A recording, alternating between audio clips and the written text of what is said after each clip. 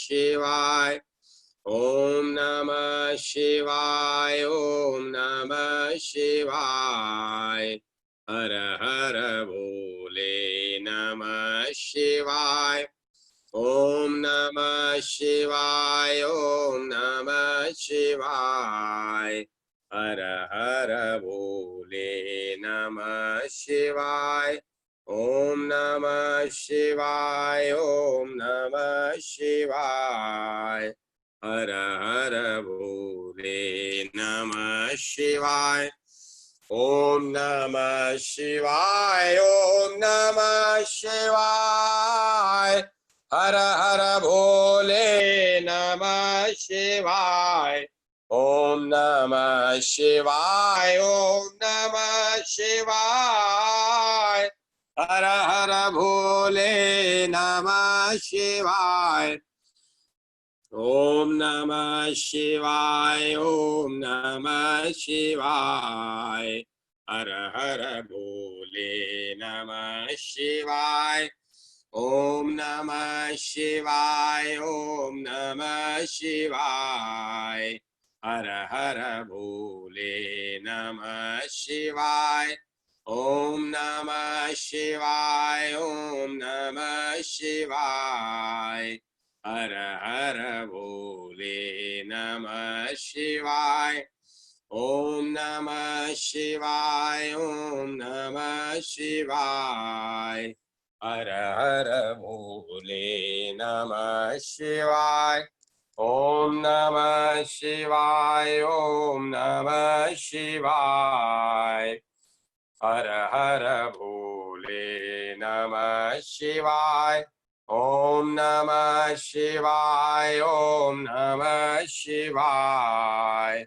हर हर भोले नमः शिवाय ओम नमः शिवाय ओम नमः शिवाय हर हर भोले नमः शिवाय ओम नमः शिवाय ओम नमः शिवाय हर हर भोले नमः शिवाय ओम नमः शिवाय ओम नमः शिवाय हर हर भोले नमः शिवाय ओम नमः शिवाय ओम नमः शिवाय हर हर भोले नमः शिवाय ओम नमः शिवाय ओम नमः शिवाय हर हर भोले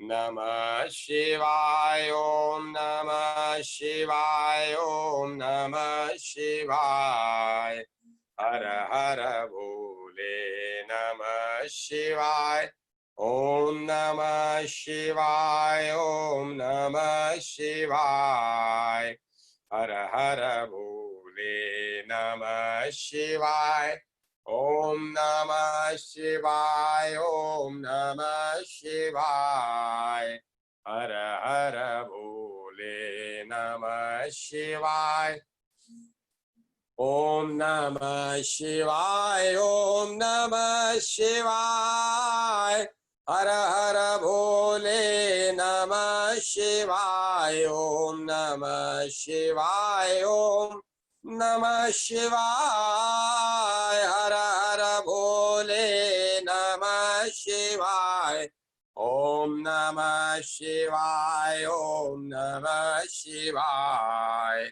हर हर भोले नमः शिवाय ओम नमः शिवाय ओम नमः शिवाय हर हर भोले नमः शिवाय ओम नमः शिवाय ओम नमः शिवाय हर हर भोले नमः शिवाय ओम नमः शिवाय ओम नमः शिवाय हर हर भोले नमः शिवाय हर हर भोले नमः शिवाय हर हर भोले नमः शिवाय हर हर भोले नमः शिवाय। श्री गणेशाय नमः, श्री गणेशाय नमः, श्री गणेशाय नमः। ओम गम गणपते नमः, ओम गम गणपते नमः, ओम गम गणपते नमः। श्री शिव महापुराण रुद्र संहिता। विष्णु द्वारा तुलसी के शील हरण का वर्णन। कुपित हुई तुलसी द्वारा विष्णु को शाप। शंभु द्वारा तुलसी और सालग्राम शिला के महात्म का वर्णन। फिर व्यास जी के पूछने पर सनत कुमार जी ने कहा, महर्षि, रणभूमि में आकाशवाणी को सुनकर जब देवेश्वर शंभु ने श्री हरि को प्रेरित किया, तब वे तुरंत ही अपनी माया से ब्राह्मण का वेश धारण करके शंखचूर्ण के पास जा पहुंचे और उन्होंने उससे परमोत्कृष्ट कवच मांग लिया। फिर शंखचूर्ण का रूप बनाकर वे तुलसी के घर की ओर चले। वहां पहुंचकर उन्होंने तुलसी के महल के द्वार के निकट नगारा बजाया और जय जयकार से सुंदरी तुलसी को अपने आगमन की सूचना दी। उसे सुनकर सती साध्वी तुलसी ने बड़े आदर के साथ झरोके के रास्ते राजमार्ग की ओर झांका और अपने पति को आया हुआ जानकर वह परमानंद में निमग्न हो गई। उसने तत्काल ही ब्राह्मणों को धन दान करके उनसे मंगलाचार कराया और फिर अपना श्रृंगार किया। इधर देवताओं का कार्य सिद्ध करने के लिए माया से शंखचूर्ण का स्वरूप धारण करने वाले भगवान विष्णु रथ से उतरकर देवी तुलसी के भवन में गए। तुलसी ने पति रूप में आए हुए भगवान का पूजन किया, बहुत सी बातें की, तदंतर उनके साथ रमण किया। तब उस साध्वी ने सुख, सामर्थ्य और आकर्षण में व्यक्ति कर्म देखकर सब पर विचार किया और संदेह उत्पन्न होने पर वह, तू कौन है, यूं डांटती हुई बोली। तुलसी ने कहा, दुष्ट, मुझे शीघ्र बतला कि माया द्वारा मेरा उपभोग करने वाला तू कौन है। तूने मेरा सतीत्व नष्ट कर दिया है, अतः मैं अभी तुझे शाप देती हूँ। सनत कुमार जी कहते हैं, ब्राह्मण तुलसी का वचन सुनकर श्री हरि ने लीला पूर्वक अपनी परम मनोहर मूर्ति धारण कर ली। तब उस रूप को देखकर तुलसी ने लक्षणों से पहचान लिया कि ये साक्षात विष्णु है, परंतु उसका पातिव्रत्य नष्ट हो चुका था, इसीलिए वह कुपित होकर विष्णु से कहने लगी। तुलसी ने कहा, हे विष्णु, तुम्हारा मन पत्थर के सदृश कठोर है। तुम में दया का लेश मात्र भी नहीं है। मेरे पति धर्म के भंग हो जाने से निश्चय ही मेरे स्वामी मारे गए। चूंकि तुम पाषाण सदृश कठोर, दया रहित और दुष्ट हो, इसीलिए अब तुम मेरे शाप से पाषाण स्वरूप ही हो जाओ। सनत कुमार जी कहते हैं, मुने, यूं कहकर शंखचूर्ण की वह सती साध्वी पत्नी तुलसी फूट फूट कर रोने लगी और शोकार्थ होकर बहुत तरह से विलाप करने लगी। इतने में वहां भक्त वत्सल भगवान शंकर प्रकट हो गए और उन्होंने समझाकर कहा, देवी, अब तुम दुख को दूर करने वाली मेरी बात सुनो और श्री हरि भी स्वस्थ मन से उसे श्रवण करें, क्योंकि तुम दोनों के लिए जो सुखकारक होगा वही मैं कहूंगा। भद्रे, तुमने जिस मनोरथ को लेकर तप किया था वह उसी तपस्या का फल है। भला वह अन्यथा कैसे हो सकता है? इसीलिए तुम्हें उसके अनुरूप ही फल प्राप्त हुआ है। अब तुम इस शरीर को त्याग कर दिव्य देह धारण कर लो और लक्ष्मी के समान होकर नित्य श्री हरि के वैकुंठ में विहार करती रहो। तुम्हारा यह शरीर जिसे तुम छोड़ दोगी नदी के रूप में परिवर्तित हो जाएगा। वह नदी भारतवर्ष में पुण्य रूपा गणकी के नाम से प्रसिद्ध होगी। महादेवी, कुछ काल के पश्चात मेरे वर के प्रभाव से देव पूजन सामग्री में तुलसी का प्रधान स्थान हो जाएगा। सुंदरी, तुम स्वर्ग लोक में, मृत्यु लोक में और पाताल में सदा श्री हरि के निकट ही निवास करोगी और पुष्पों में श्रेष्ठ तुलसी का वृक्ष हो जाओगी। तुम वैंकुट में दिव्य रूप धारिणी वृक्षाधिशास्त्री वृक्षाधिष्ठात्री देवी बनकर सदा एकांत में श्री हरि के साथ क्रीड़ा करोगी। उधर भारतवर्ष में जो नदियों की अधिष्ठात्री देवी होगी वह परम पुण्य प्रदान करने वाली होगी और श्री हरि के अंशभूत लवण्य सागर की पत्नी होगी। उधर भारतवर्ष में जो नदियों की अधिष्ठात्री देवी होगी वह परम पुण्य प्रदान करने वाली होगी और श्री हरि के अंशभूत लवण सागर की पत्नी होगी बनेगी तथा श्री हरि भी तुम्हारा शापवश पत्थर का रूप धारण करके भारत में गड़की नदी के जल के निकट निवास करेंगे। वहां तीखी दाढ़ों वाले करोड़ों भयंकर कीड़े उस पत्थर को काटकर उसके मध्य में चक्र का आकार बनाएंगे। इसके भेद से यह अत्यंत पुण्य प्रदान करने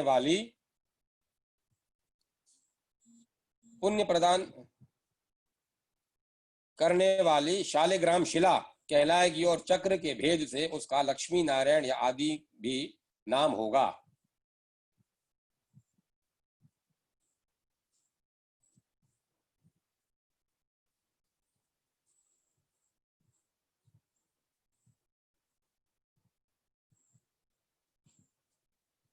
भारतवर्ष में गंग की नदी के जल के निकट गंग की नदी उसके भेद से वह अत्यंत पुण्य प्रदान करने वाली शालिग्राम शिला कहलाएगी और चक्र के भेद से उसका लक्ष्मी नारायण आदि भी नाम होगा। विष्णु की शालिग्राम शिला और वृक्ष स्वरूपिणी तुलसी का समागम सदा अनुकूल तथा बहुत प्रकार के पुण्यों की वृद्धि करने वाला होगा। भद्रे, तू शालिग्राम शिला के ऊपर से तुलसी पत्र को दूर करेगा। भद्रे, जो शालिग्राम शिला के ऊपर से तुलसी पत्र को दूर करेगा उसे जन्म जन्मांतर में स्त्री वियोग की प्राप्ति होगी तथा जो शंख को दूर करके तुलसी पत्र को हटाएगा वह भी भार्याहीन होगा और 7 जन्मों तक रोगी बना रहेगा। जो महाज्ञानी पुरुष शालिग्राम शिला, तुलसी और शंख को एकत्र कर रखकर उसकी रक्षा करता है वह श्री हरि का प्यारा होता है। सनत कुमार जी कहते हैं, व्यास जी इस प्रकार कहकर शंकर जी उस समय शालिग्राम शिला और तुलसी के परम पुण्यदायक महात्म्य का वर्णन किया। तत्पश्चात श्री हरि को वे तथा तुलसी को आनंदित करके अंतर ध्यान हो गए। इस प्रकार सदा सत्पुरुषों का कल्याण करने वाले शंभु अपने स्थान को चले गए। इधर शंभु का कथन सुनकर तुलसी को बड़ी प्रसन्नता हुई। उसने अपने उस शरीर का त्याग करके दिव्य रूप धारण कर लिया। तब कमलापति विष्णु उसे साथ लेकर वैंकुट को चले गए। उसके छोड़े हुए शरीर से गंग की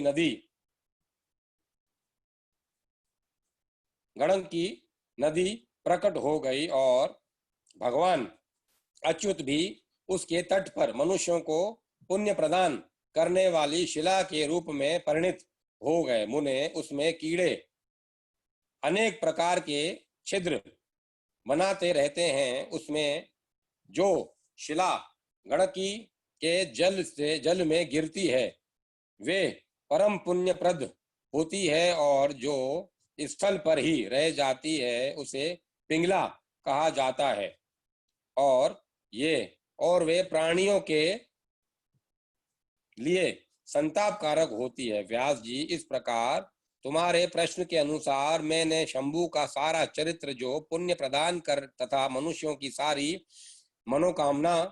कामनाओं को पूर्ण करने वाला है तुम्हें सुना दिया। यह पुण्य आख्यान जो विष्णु के मातम के से संयुक्त तथा भोग और मोक्ष प्रदाता है तुमसे वर्णन कर दिया। अब और क्या सुनना चाहते हो? अध्याय 41 समाप्त। उमा द्वारा शंभु के नेत्र मूंद लिए जाने पर अंधकार में शंभु के पसीने से अंधकासुर की उत्पत्ति। हिरणाक्ष की उत्तरार्थ तपस्या और शिव का उसे पुत्र रूप में अंधक को देना। हिरणाक्ष का त्रिलोकी को जीतकर पृथ्वी को रसातल में ले जाना और वराह रूपधारी विष्णु द्वारा उसका वध। सनत कुमार जी कहते हैं, व्यास जी, अब जिस प्रकार अंधकासुर ने परमात्मा शंभु के गणाध्यक्ष पद को प्राप्त किया था, महेश्वर के उस मंगलमय चरित्र को श्रवण करो। मुनीश्वर अंधकासुर ने पहले शिव जी के साथ बड़ा घोर संग्राम किया था, परंतु पीछे बारंबार सात्विक भाव के उद्रेक से उसने शंभु को प्रसन्न कर लिया, क्योंकि नाना प्रकार की लीला करने वाले शंभु शरणागत रक्षक तथा परम भक्त वत्सल हैं। उनका महात्म्य परम अद्भुत है। व्यास जी ने पूछा, ऐश्वर्यशाली मुनिवर, वह अंधक कौन था और भूतल पर किस वीर्यवान के कुल में उत्पन्न हुआ था? दैत्यों में प्रधान तथा महामनसी उस बलवान अंधक का स्वरूप कैसा था और वह किसका पुत्र था? उसने परम तेजस्वी शंभु की गणाध्यक्ष को कैसे प्राप्त किया? यदि अंधक गणेश्वर हो गया तब वो परम धन्यवाद का पात्र है। सनत कुमार जी ने कहा, मुने, पूर्व काल की बात है, एक समय भक्तों पर कृपा करने वाले तथा देवताओं के चक्रवर्ती सम्राट भगवान शंकर को विहार करने की इच्छा हुई। तब वे पार्वती और गणों को साथ ले अपने निवास भूत कैलाश पर्वत से चलकर काशीपुरी में आए। वहां उन्होंने उस पुरी को अपनी राजधानी बनाया और भैरव नामक वीर को उसका रक्षक नियुक्त किया। फिर पार्वती जी के साथ रहते हुए वे भक्तजनों को सुख देने वाली अनेक प्रकार की लीलाएं करने लगे। एक समय वे उसके वरदान के प्रभाववश अनेकों वीराग्र गणेश्वरों और शिवा के साथ मंदराचल पर गए और वहां भी तरह तरह की क्रीड़ाएं करने लगे। एक दिन जब प्रचंड पराक्रमी कपर्दी शिव मंदराचल की पूर्व दिशा में बैठे थे,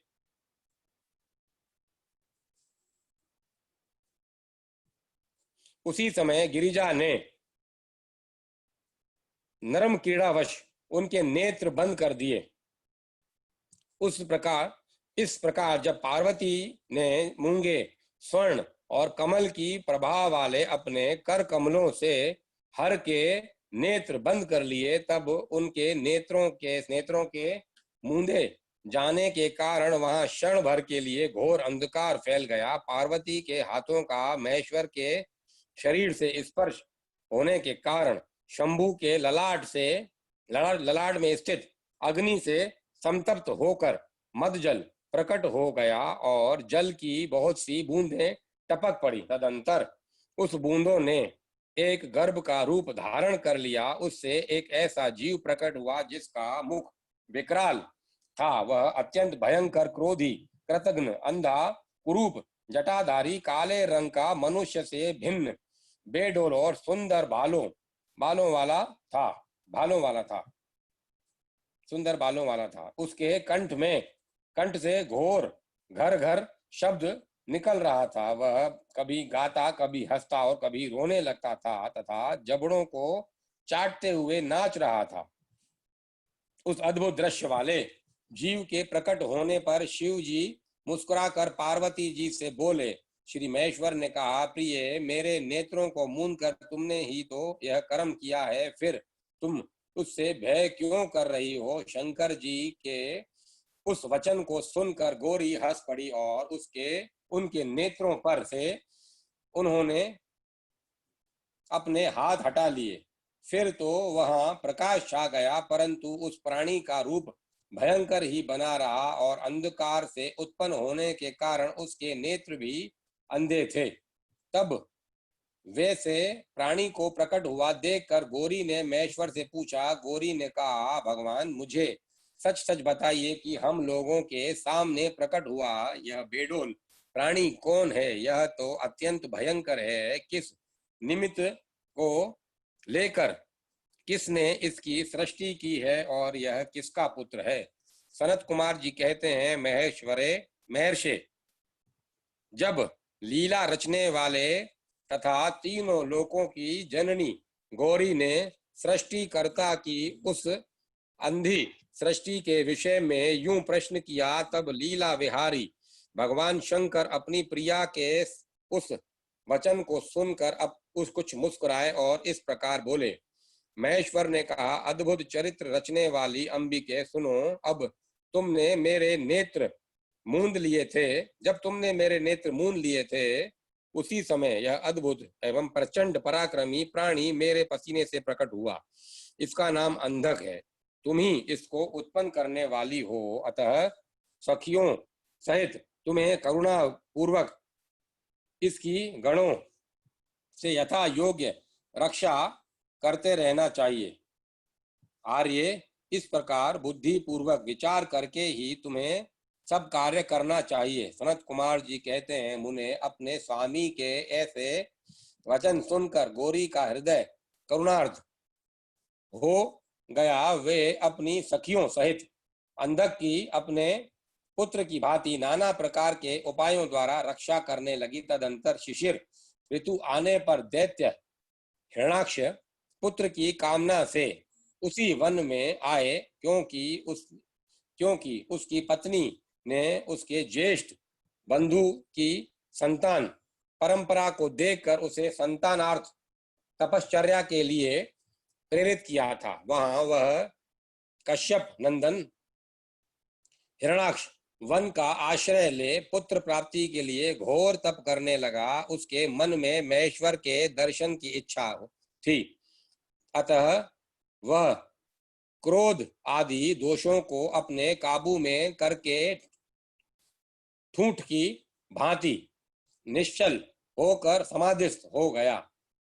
द्विजेंद्र तब जिसकी ध्वजा में वृष का चिन्ह वर्तमान है, वृष का चिन्ह वर्तमान तथा जो पिनाक धारण करने वाले हैं, वे महेश उसकी तपस्या से पूर्णतया संपन्न प्रसन्न होकर उसे वर प्रदान करने के लिए चले और उस स्थान पर पहुंचकर दैत्य प्रवर हिरणाक्ष से बोले। महेश ने कहा, दैत्यनाथ, अब तू अपनी इंद्रियों का विनाश मत कर। किस लिए तूने इस व्रत का आश्रय लिया है? तू अपना मनोरथ तो प्रकट कर। मैं वरदाता शंकर हूं, अतः तेरी जो अभिलाषा होगी वह सब मैं तुझे प्रदान करूंगा। सनत कुमार जी कहते हैं, महेश्वर के उस सरस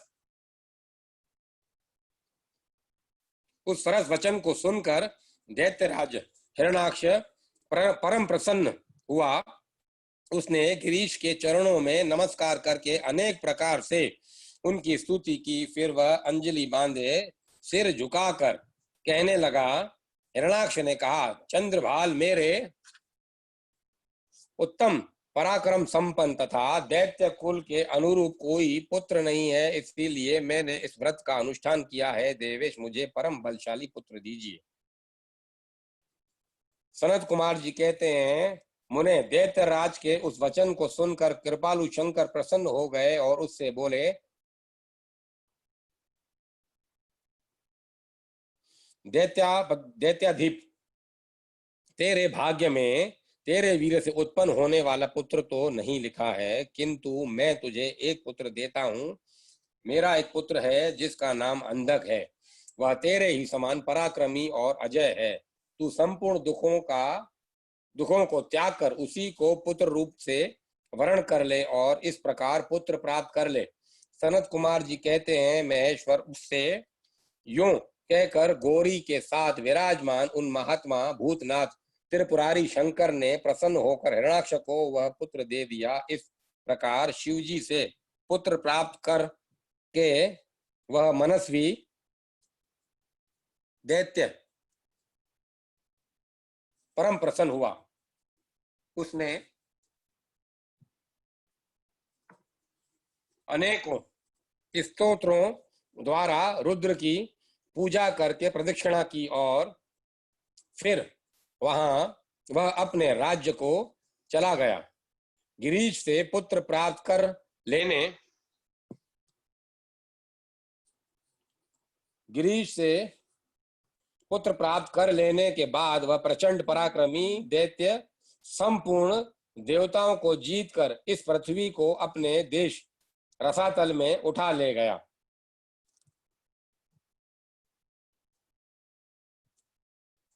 तब देवता मुनियों और सिद्धों ने अनंत पराक्रमी विष्णु की आराधना की। फिर तो भगवान विष्णु सर्वात्म यज्ञ में विकराल वराह शरीर धारण कर थुथन के अनेकों प्रहारों से पृथ्वी को विदीर्ण करके पाताल लोक में जा घुसे। फिर तो भगवान विष्णु सर्वात्मक यज्ञ में विकराल वराह शरीर धारण कर थुथन के अनेकों प्रहार से पृथ्वी को विदीर्ण करके पाताल लोक में जा घुसे। वहां उन्होंने कभी न टूटने वाले अपनी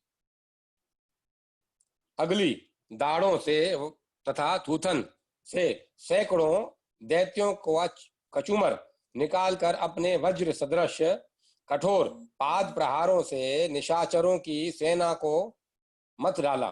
तत्पश्चात अद्भुत एवं प्रचंड तेजस्वी विष्णु ने करोड़ों सूर्यों के समान प्रकाशमान सुदर्शन चक्र से हिरणाक्ष के प्रज्वलित सिर को काट लिया और दुष्ट दैत्यों को जलाकर भस्म कर दिया। यह भयंकर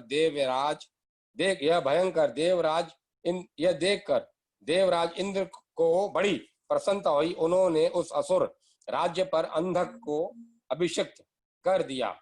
फिर महात्मा इंद्र विष्णु को अपनी दाढ़ों द्वारा पाताल लोक से पृथ्वी को लाते हुए देखकर परम प्रसन्न हुए और अपने स्थान पर आकर पूर्वक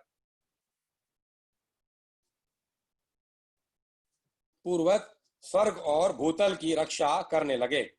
इधर वराह रूप धारण करके उत्तम कार्य करने वाले उग्र रूपधारी श्री हरि प्रसन्नचित हुए। समस्त देवों मुनियों और पद्मयोनि ब्रह्मा द्वारा प्रसन्नचित होकर अपने लोक को चले गए।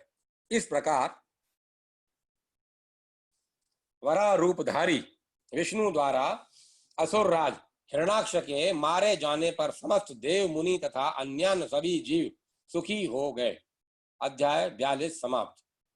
हिरण्यकश्यपु की तपस्या और ब्रह्मा से वरदान पाकर उसका अत्याचार, नरसिंह द्वारा उसका वध और प्रहलाद को राज्य प्राप्ति।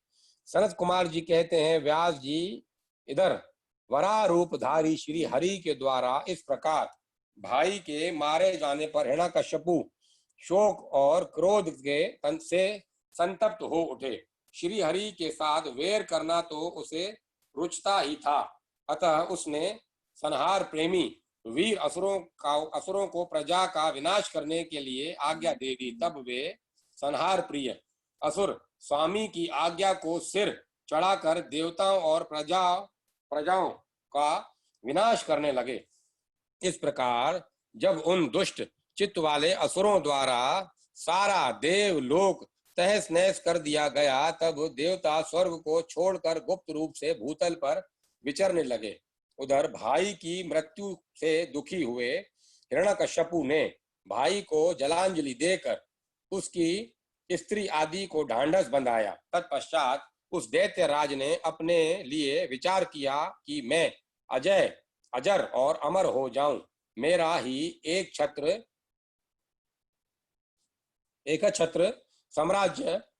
साम्राज्य रहे और मेरा प्रतिद्वंदी कोई न रह जाए।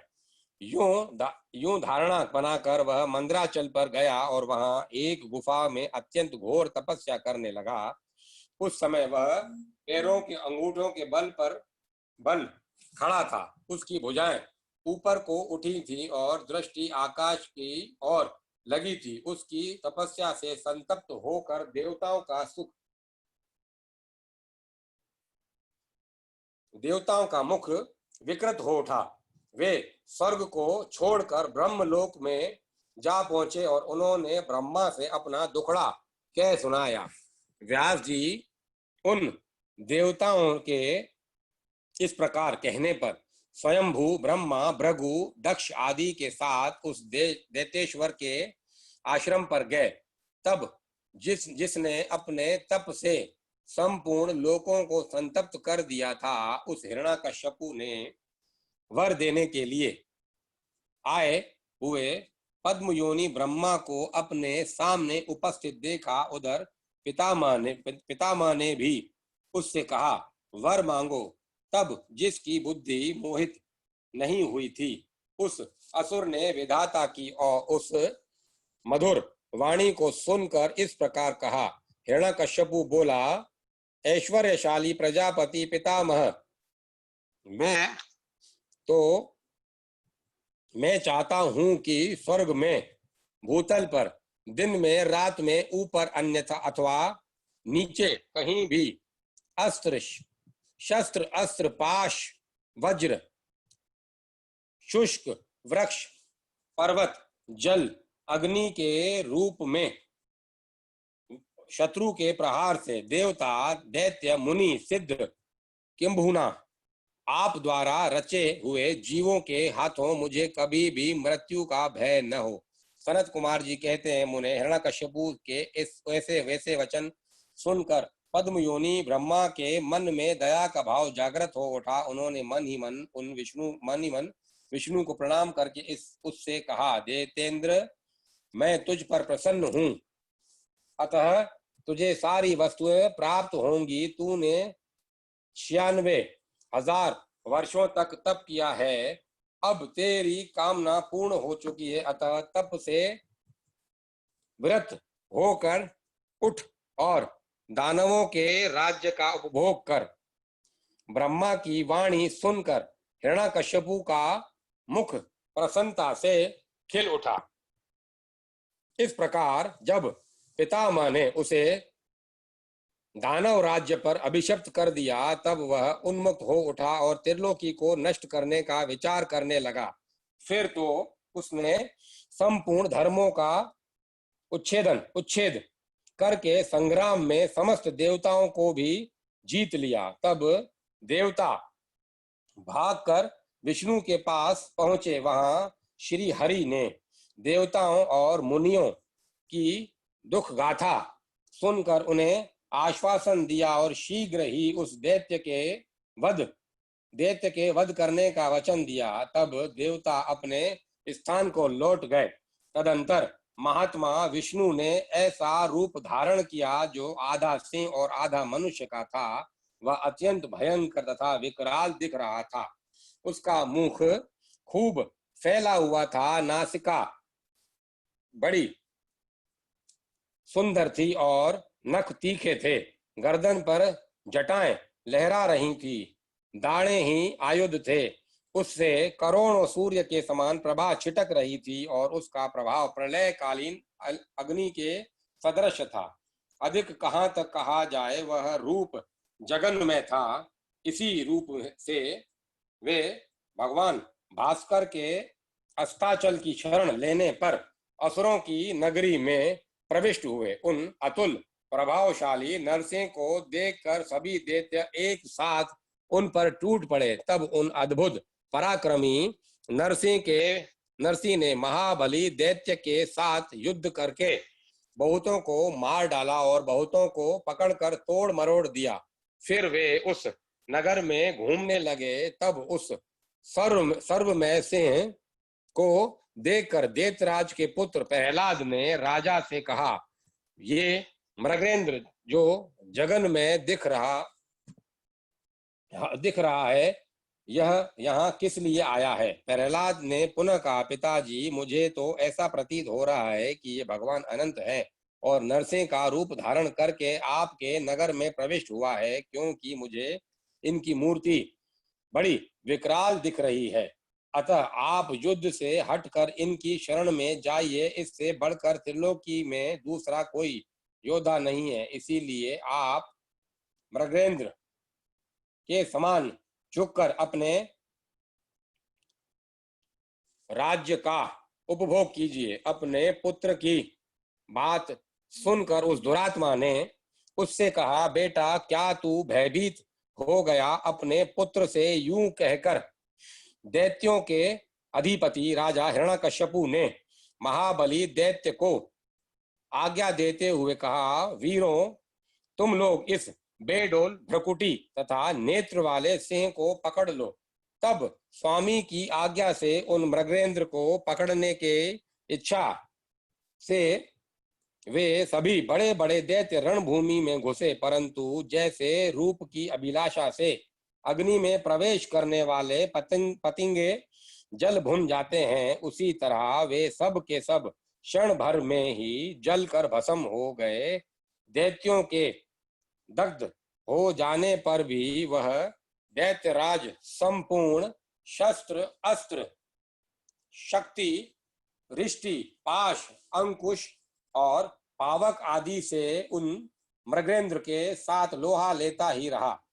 इस प्रकार बहुत काल तक भयानक युद्ध हुआ। अंत में उन नरसिंह के वज्र के समान कठोर अपनी अनेकों भुजाओं से उस दैत्य को पकड़ लिया और उसे अपने जानाओं पर लेटाकर दानवों के मर्म को विदीर्ण करने वाले नंखा कुरों से उसकी छाती चीर डाली तथा खून से लथपथ हुए उसके हृदय कमल को निकाल लिया। फिर तो उसी क्षण उसे उसके प्राण पखेरु उड़ गए। तब भगवान नरसिंह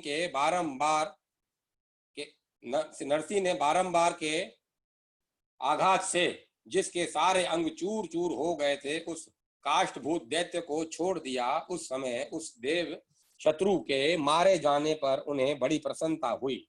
उसी अवसर पर प्रहलाद ने आकर उसके चरणों में सिर झुकाया। तब अद्भुत पराक्रमी विष्णु ने प्रहलाद को बुलाकर उन्हें दैत्यों के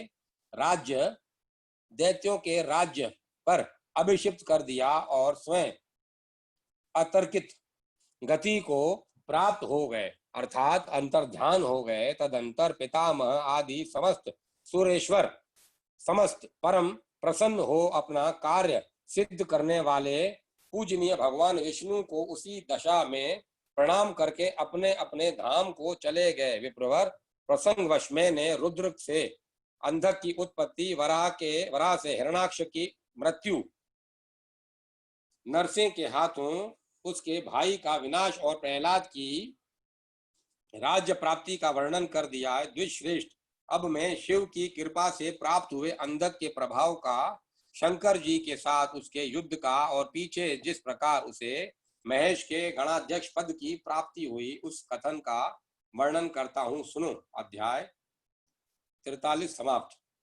भाइयों के उपालंब से अंधक का तप करना।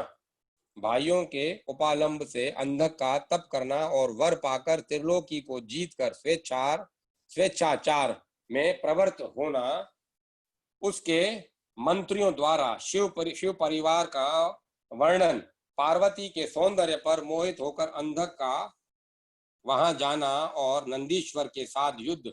अंधक के प्रहार से नंदीश्वर की मूर्छा, पार्वती के आह्वान से देवियों का प्रकट होकर युद्ध करना, शिव का आगमन और युद्ध, शिव द्वारा शुक्राचार्य का निगला जाना, शिव की प्रेरणा से विष्णु का काली रूप धारण करके दानवों के रक्त का पान करना, शिव का अंधक को अपने त्रिशूल में पिरोना और युद्ध की समाप्ति। सनत कुमार जी कहते हैं, मुनिवर, एक समय हिरण्याक्ष का पुत्र अंधक अपने भाइयों के साथ विहार में संलग्न था। उसी समय उसके कामासक्त मदांध भाइयों ने उससे कहा, अरे अंधे, तुम्हें तो अब राज्य से क्या प्रयोजन है? हिरण्याक्ष तू मूर्ख था जो उसने घोर तप द्वारा शंकर जी को प्रसन्न करके भी तुम जैसे कुरूप, बेडोल, कली प्रिय और नेत्रहीन को प्राप्त किया। ऐसे तुम राज्य के भागी तो हो नहीं सकते, क्योंकि भला तुम्ही विचार करो कि कहीं दूसरे से उत्पन्न हुआ पुत्र भी राज्य पाता है। सच पूछो तो निश्चय ही तुम राज्य के भागी हम ही सच पूछो तो इस राज्य के भागी हम ही लोग हैं। सनत कुमार जी कहते हैं, मुने उन लोगों की वह बात सुनकर अंधक दीन हो गया। फिर उसने स्वयं बुद्धिपूर्वक विचार करके तरह तरह की बातों से उन्हें शांत किया और रात के समय वह निर्जन वन में चला गया। वहां उसने हजारों वर्षों तक घोर तप करके अपने शरीर को सुखा डाला और अंत में उस शरीर को अग्नि में होम देना चाहा।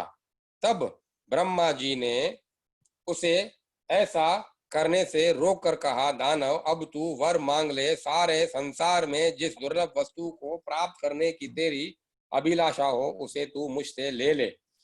पद्म योनि ब्रह्मा के वचन को सुनकर वह दैत्य दीनता एवं नम्रता पूर्वक कहने लगा, भगवान, जिन निष्ठुरों ने मेरा राज्य छीन लिया है वे सब दैत्य आदि मेरे भृत्य हो जाएं। मुझ अंधक को दिव्य चक्षु प्राप्त हो जाए। इंद्र आदि देवता मुझे कर दिया करें और देवता, दैत्य, गंधर्व, यक्ष, नाग, मनुष्य, दैत्यों के शत्रु नारायण, सर्वमय शंकर तथा अन्यान्य कहीं भी प्राणियों से मेरी मृत्यु न हो, इसके उस अत्यंत दारुण वचन को सुनकर ब्रह्मा जी सशंकित हो उठे और उससे बोले। ब्रह्मा जी ने कहा, दैत्येंद्र, ये सारी बातें तो हो जाएंगी किंतु तू अपने विनाश का कोई कारण भी तो स्वीकार कर ले, क्योंकि जगत में कोई ऐसा प्राणी न हुआ है न आगे होगा ही जो काल के गाल में न गया हो। फिर तुझ जैसे सत्पुरुषों को तो अत्यंत लंबे जीवन का विचार त्याग ही देना चाहिए। ब्रह्मा के इस अनुन्य भरे वचन को सुनकर वह दैत्य पुनः बोला। अंधक ने कहा, प्रभु, तीनों कालों में जो उत्तम, मध्यम और नीच नारियां होती हैं, उन्हीं नारियों में कोई रत्नभूता नारी मेरी भी जननी होगी। वह मनुष्य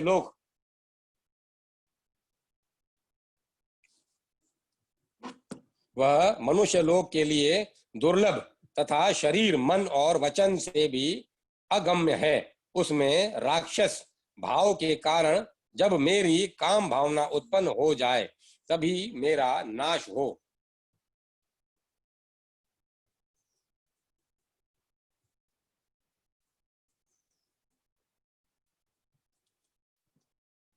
उसकी बात सुनकर स्वयंभू भगवान ब्रह्मा को महान ऐश्वर्य हुआ। वे शंकर जी के चरण कमलों का स्मरण करने लगे। तब शंभू की आज्ञा पाकर वे उस अंधक से बोले। ब्रह्मा जी ने कहा, दैत्यवर, तू जो कुछ चाहता है तेरे वे सभी सकाम वचन पूर्ण होंगे। दैत्येंद्र, तू अब तू उठ, अपना अभिष्ट प्राप्त कर और सदा वीरों के साथ युद्ध करता रहे। मुनीश, हिरणाक्ष पुत्र अंधक के शरीर में नसें और हड्डियां ही शेष रह गई थी। वह ब्रह्मा के ऐसे वचन को सुनकर शीघ्र ही भक्ति पूर्वक उस लोकेश्वर के चरणों में लौट गया और इस प्रकार बोला। अंधक ने कहा, विभो, अब जब मेरे शरीर में नसें और हड्डियां मात्र ही शेष रह गई हैं, तब भला इस देह से शत्रु सेना में प्रवेश करके मैं कैसे युद्ध कर सकूंगा। अतः अब आप अपने पवित्र हाथ से मेरा स्पर्श करके इस शरीर को मांसल बना दीजिए। सनत कुमार जी कहते हैं, महर्षि अंधक की प्रार्थना सुनकर ब्रह्मा जी ने अपने हाथ से उसके शरीर का स्पर्श किया और फिर वे मुनि गणों तथा सिद्ध समूहों से भली भांति पूजित हो देवताओं के साथ अपने धाम को चले गए। ब्रह्मा के स्पर्श करते ही उस दैत्यराज का शरीर भरा पूरा हो गया, जिससे उसमें बल का संचार हो आया और नेत्रों के प्राप्त हो जाने से वह सुंदर दिखने लगा।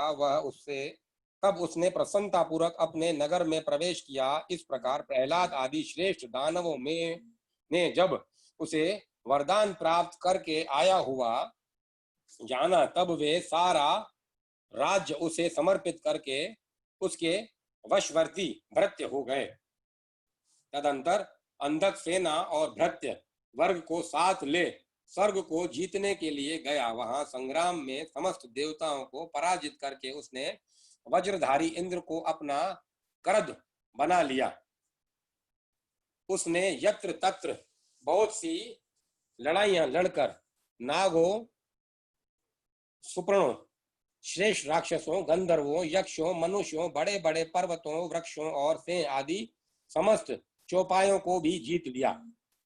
यहाँ तक कि उसने चराचर त्रिलोकी को अपने वश में कर लिया। तदंतर वह रसातल में, भूतल पर तथा स्वर्ग में जितनी सुंदर रूप वाली नारियां थी, उसमें उनमें से हजारों को जो अत्यंत दर्शनीय तथा अपने अनुकूल थी, साथ लेकर अभिन्न पर्वतों पर तथा नदियों के रमणीय तटों पर विहार करने लगा। दैत्यराज अंधक सदा दुष्टों का ही संग करता था। उसकी बुद्धि मद से अंधी हो गई थी, जिससे उस मूढ़ को इसका कुछ भी ज्ञान नहीं रहा कि परलोक में आत्मा को सुख देने वाला भी कोई कर्म करना चाहिए। इस प्रकार वह महामनस्वी दैत्य उन्मुक्त हो और अपने सारे प्रधान प्रधान पुत्रों को कुतर्कवाद से पराजित करके दैत्यों सहित संपूर्ण वैदिक धर्मों का विनाश करता हुआ विचरण करने लगा।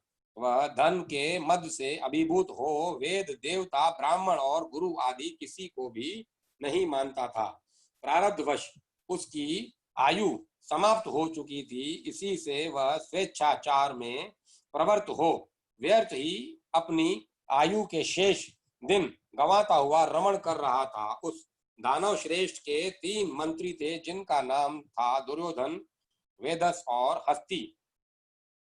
एक समय उन तीनों ने उस पर्वत के किसी रमणीय स्थान पर एक परम रूपवती नारी को देखा। उसे देखकर वे शीघ्रगामी श्रेष्ठ दैत्य हर्षगमन हो तुरंत ही महादैत्यपति वीरवर अंधक के पास पहुंचे और बड़े प्रेम से उसे देखी हुई घटना का वर्णन करने लगे। मंत्रियों ने कहा, दैतेंद्र, वहां एक गुफा के भीतर हमने एक मुनि को देखा है। ध्यानस्थ होने के कारण उसके नेत्र बंद हैं। वह बड़ा रूपवान है। उसके मस्तक पर अर्धचंद्र की कला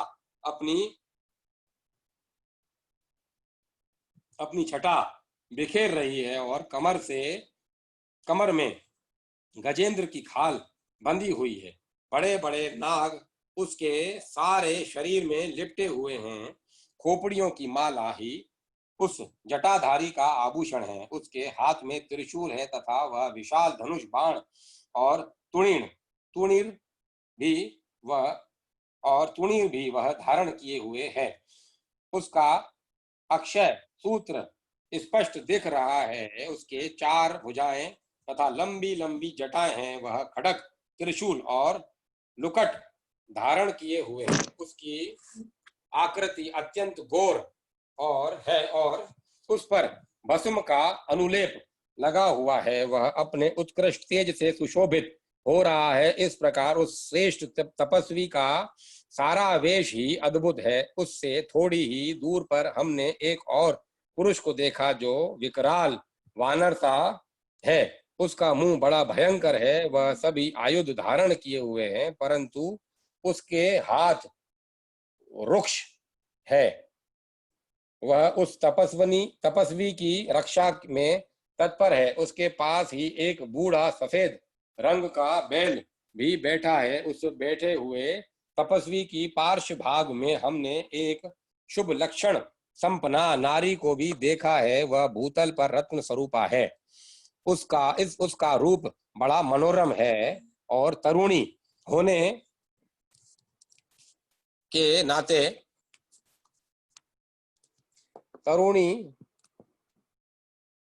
नाते वह मन को मोह लेती है। मूंगे, मोती, मणि, स्वर्ण, रत्न और उत्तम वस्त्रों से वह सुसज्जित है। उसके गले में सुंदर मालाएं लटक रही हैं। कहाँ तक कहें, यह इतनी सुंदरी है कि जिसने उसे एक बार देख लिया उसी का नेत्र धारण करना सफल है। उसे फिर इस लोक में अन्य वस्तुओं के देखने से क्या प्रयोजन। वह दिव्य नारी पुण्यात्मा मुनिवर महेश की मान्या और प्रियतमा भार्या है। देतेंद्र, आप तो उत्तमोत्तम रत्नों का उपभोग करने वाले हैं, अतः उसे यहाँ बुलाकर देखिए, वह आपके ही देखने योग्य है। सनत कुमार जी कहते हैं, मुनि श्रेष्ठ मंत्रियों के उन वचन को सुनकर दैत्यराज अंधक कामातुर हो उठा। उसके सारे शरीर में कंप छा गया। फिर तो उसने तुरंत ही दुर्योधन आदि को उस मुनि के पास भेजा। मंत्रियों ने वहां जाकर मुनीश्वर को प्रणाम करके उनसे अंधकासुर का संदेश कहा और बदले में शिव जी का उत्तर सुनकर वे लौटकर अंधक से बोले। मंत्रियों ने कहा, राजन, आप तो संपूर्ण दैत्यों के स्वामी हैं, फिर भी उस महान पराक्रमी वीरवर तपस्वी मुनि ने अपनी बुद्धि से त्रिलोकी को तृण के समान समझकर हंसते हुए आपके लिए ऐसी बातें कही हैं। उस निशाचर का शौर्य और धैर्य अस्थिर है। वह दानव, कृपण, सत्वहीन, क्रूर, कृतघ्न और सदा ही पाप कर्म करने वाला है। आप उसे सूर्य पुत्र यम का भय नहीं, क्या उसे सूर्य पुत्र यम का भय नहीं? कहा तो मैं मेरे दारुण शस्त्र और मृत्यु को ही संत्रस्त कर देने वाला युद्ध, और कहा वह वानर का सा मुंह वाला डरपोक निशाचर जिसके सारे अंग बुढ़ापे से जर्जर हो गए हैं। कहाँ मेरा यह यशस्व स्वरूप, कहाँ मेरा यह स्वरूप, और कहाँ तेरी मंदभाग्यता। तेरी सेना भी तो नहीं है बराबर, तेरी सेना भी तो नहीं के बराबर है। फिर भी यदि तुझ में कुछ सामर्थ्य हो तो युद्ध के लिए तैयार हो जा और आकर कुछ अपनी करतूत दिखा। मेरे पास तुझ जैसे पापियों का विनाश करने वाला वज्र सरीखा भयंकर शस्त्र है, और तेरा शरीर भी कमल के समान कोमल है। ऐसी दशा में विचार करके तुझ जैसे रुचिकर प्रतीत हो वह कर। तुझे जो रुचिकर प्रतीत हो वह कर। सनत कुमार जी कहते हैं, मुनिवर मंत्रियों की बात सुनकर माता पार्वती पर मोहित हुआ। वह कामांध राक्षस विशाल सेना लेकर चल दिया और वहां पहुंचकर नंदीश्वर से युद्ध करने लगा। बड़ा भयानक युद्ध हुआ। उस समय युद्ध स्थल में चर्बी, मज्जा, मांस और रक्त की कीच मच गई। वहां सिर कटे हुए धड़ नाच रहे थे और कच्चा मांस खाने वाले जानवर चारों ओर व्याप्त हो गए थे, जिससे वह बड़ा भयंकर लग रहा था। थोड़ी ही देर में दैत्य भाग खड़े हुए। तब पिनाकधारी भगवान शंकर दक्ष कन्या सती को भली भांति धीरज बंधाते हुए बोले, प्रिय, मैंने जो पहले अत्यंत भयंकर महान पशुपात व्रत का अनुष्ठान किया था, उसमें रात दिन तुम्हारे प्रसंगवश जो हमारी सेना का विनाश हुआ है, वह विघ्न सा आ पड़ा है।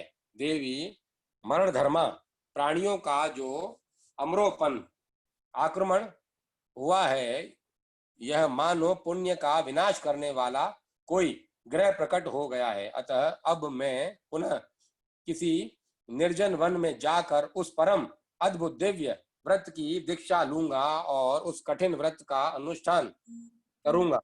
सुंदरी, तुम्हारा शोक और भय दूर हो जाना चाहिए। सनत कुमार जी कहते हैं, मुने, इतना कहकर उग्र प्रभावशाली महात्मा शंकर धीरे से अपना सींगा बजाकर एक अत्यंत भयंकर पावन वन में चले गए। वहां वे 1000 वर्षों के लिए पशुपत व्रत के अनुष्ठान में तत्पर हो गए। उस व्रत का निभाना देवों और असुरों की शक्ति के बराबर है। उधर शील गुण से संपन्न पतिव्रता देवी पार्वती मंद्राचल पर ही रहकर शिव जी के आगमन की प्रतीक्षा करती रही। यद्यपि पुत्र स्थानीय वीरक गण उनकी सुरक्षा में तत्पर थे, तथापि उस गुहा के भीतर अकेली रहने के कारण वे सदा भयभीत रहती थी, जिससे उन्हें बड़ा दुख होता था। इसी बीच वरदान के प्रभाव से उन्मुक्त हो वह दैत्य अंधक, जिसका धैर्य कामदेव के बाणों से छिन्न भिन्न हो गया था, अपने मुख्य मुख्य आयुधों को साथ ले पुनः उस गुफा पर चढ़ गया। वहां सैनिकों सहित उसने वीरक गण के साथ अत्यंत अद्भुत युद्ध किया। उस समय सभी वीरों ने अन्न, जल और नदी का परित्याग कर लिया था। इस प्रकार वह युद्ध लगातार 505 दिन रात तक चलता रहा। अंत में दैत्यों की भुजाओं से छूटे हुए आयुधों के प्रहार से नंदीश्वर का शरीर घायल हो गया, जिससे वे गुहा द्वार पर ही गिर पड़े और मूर्छित हो गए। उनके गिरने से गुहा का सारा दरवाजा ही ढक गया, जिससे उसका खोला जाना असंभव था। फिर दैत्यों ने 2 ही घड़ी में सारे वीरक गण को अपने अस्त्र समूह से आच्छादित कर दिया। तब पार्वती ने भगवान विष्णु और ब्रह्मा का स्मरण किया। स्मरण करते ही ब्रह्म ही नारायणी, ऐन्द्री, वैश्वनरी, यामया, नेत्रति, वारुणी, वायवी, कुबेरी, यक्षेश्वरी, गारुड़ी आदि देवियों के रूप में समस्त देवता, यक्ष, सिद्ध, गुहाक आदि शस्त्रास्त्रों से सुसज्जित होकर अपने अपने वाहन पर सवार हो पार्वती के पास आ पहुंचे और राक्षसों के साथ भिड़ गए। कुछ समय बाद भगवान शिव भी आ गए। फिर तो घोर युद्ध हुआ। तदंतर शुक्राचार्य को संजीवनी विद्या के द्वारा दैत्यों को जीवित करते देख भूतनाथ शिव जी उनको निगल गए। इससे दैत्य ढीले पड़ गए। व्यास अंधक महान पराक्रमी वीर और त्रिपुर हंता शिव के समान बुद्धिमान था। सैकड़ों वरदान मिलने के कारण वह उन्माद के वशीभूत हो रहा था। यद्यपि बहुसंख्यक शस्त्रास्त्रों की चोट से उसका शरीर जर्जर हो गया था, फिर भी शिव जी पर विजय पाने के लिए उसने दूसरी माया रची। तब प्रलयकालीन अग्नि के समान शरीर धारण करने वाले भूतनाथ त्रिपुरारी शंकर ने अपने त्रिशूल से उसे बुरी तरह छेद डाला। तब भूतल पर गिरे हुए उसके रक्त कणों से यूथ अंधक प्रकट हो गए। उनसे सारी रणभूमि व्याप्त हो गई। वे विकृत मुख वाले भयंकर राक्षस अंधक के सदृश ही पराक्रमी थे। इस प्रकार जब पशुपति द्वारा मारे गए सैनिकों के घावों से निकले हुए अत्यंत गरम रक्त बिंदुओं से दूसरे सैनिक उत्पन्न होने लगे, तब बहुत सी भुजा रूपी लताओं द्वारा आक्रांत होने के कारण कुपित हुए बुद्धिमान भगवान विष्णु ने प्रमथनाथ शिव को बुलाकर योग बल से एक ऐसा अजय स्त्री रूप धारण किया, जिसका मुख विकृत था और रूप उग्र, विकराल तथा कंकाल मात्र था। वह स्त्री रूप शंभु के कान से निकला था। तब जब उन देवी ने रणभूमि में उपस्थित हो अपने युगल चरणों से पृथ्वी को अलंकृत किया, तब सभी देवता उनकी स्तुति करने लगे। तत्पश्चात भगवान ने उनकी बुद्धि को प्रेरित किया। फिर तो वे क्षुधार्त होकर रण के मुहाने पर उन सैनिकों के तथा दैत्य राज के शरीर से निकले हुए अत्यंत गरम रुधिर का पान करने लगी, जिससे राक्षसों का उत्पन्न होना बंद हो गया। तदंतर एकमात्र अंधक ही बच रहा। यद्यपि उसके शरीर का रक्त सूख गया था, तथापि वह अपने कुलोचित सनातन क्षात्र धर्म का स्मरण करके अविनाशी भगवान शंकर के साथ भयंकर थप्पड़ों से वज्र सदृश जानुआ जनुआ और चरणों से वज्राकार नखों से मुख भुजा और सिरों से संग्राम करता रहा। तब प्रमथनाथ शिव ने रणभूमि में उसका हृदय विदीर्ण कर दिया करके उसे शांत कर दिया। फिर त्रिशूल भोंक कर उसे स्थाणु के समान ऊपर को उठा लिया। उसका जर्जर शरीर नीचे को लटक रहा था। सूर्य की किरणों ने उसे सुखा दिया। पवन के झोंकों से युक्त मेघों ने मूसलाधार जल बरसा कर उसे गीला कर दिया। हिमखंड के समान शीतल चंद्रमा की किरणों ने उसे विषण कर दिया। फिर भी उस दैत्यराज ने अपने प्राणों का परित्याग नहीं किया। उसने विशेष रूप से शिव जी का सत्वन किया। तब करुणा के अगाध सागर शंभु प्रसन्न हो गए और उन्होंने उसे प्रेम पूर्वक गणाध्यक्ष का पद प्रदान कर दिया। तत्पश्चात युद्ध के समाप्त हो जाने पर लोकपालों ने नाना प्रकार के सार गर्भित स्तोत्रों द्वारा विधि पूर्वक शंकर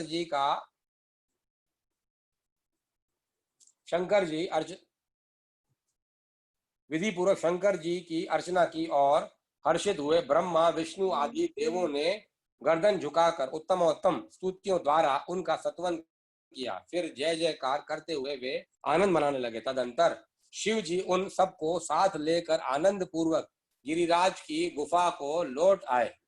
वहां उन्होंने अपने ही अंशभूत पूजनीय देवताओं को नाना प्रकार की भेंट समर्पित करके उन्हें विदा किया और स्वयं प्रमोदित हुई गिरिजा कुमारी के साथ उत्तमोत्तम लीलाएं करने लगे। अध्याय 44 से 46 समाप्त। नंदीश्वर द्वारा शुक्राचार्य का अपहरण तथा शिव द्वारा उनका निगला जाना। 100 वर्ष के बाद शुक्र का शिवलिंग के रास्ते बाहर निकलना। शिव द्वारा उनका शुक्र नाम रखा जाना। शुक्र द्वारा जपे गए मृत्युंजय मंत्र और शिवाष्टक सतनाम स्तोत्र का वर्णन। शिव द्वारा अंधक को वर देना। व्यास जी ने पूछा, महाबुद्धिमान सनत कुमार जी, जब वह महान भयंकर एवं रोमांचकारी संग्राम चल रहा था उस समय त्रिपुरारी शंकर ने दैत्य गुरु विद्वान शुक्राचार्य को निगल लिया था। यह घटना मैंने संक्षेप में ही सुनी थी। अब आप उसे विस्तार पूर्वक वर्णन कीजिए। पिनाकधारी शिव के उदर में जाकर उन महाबली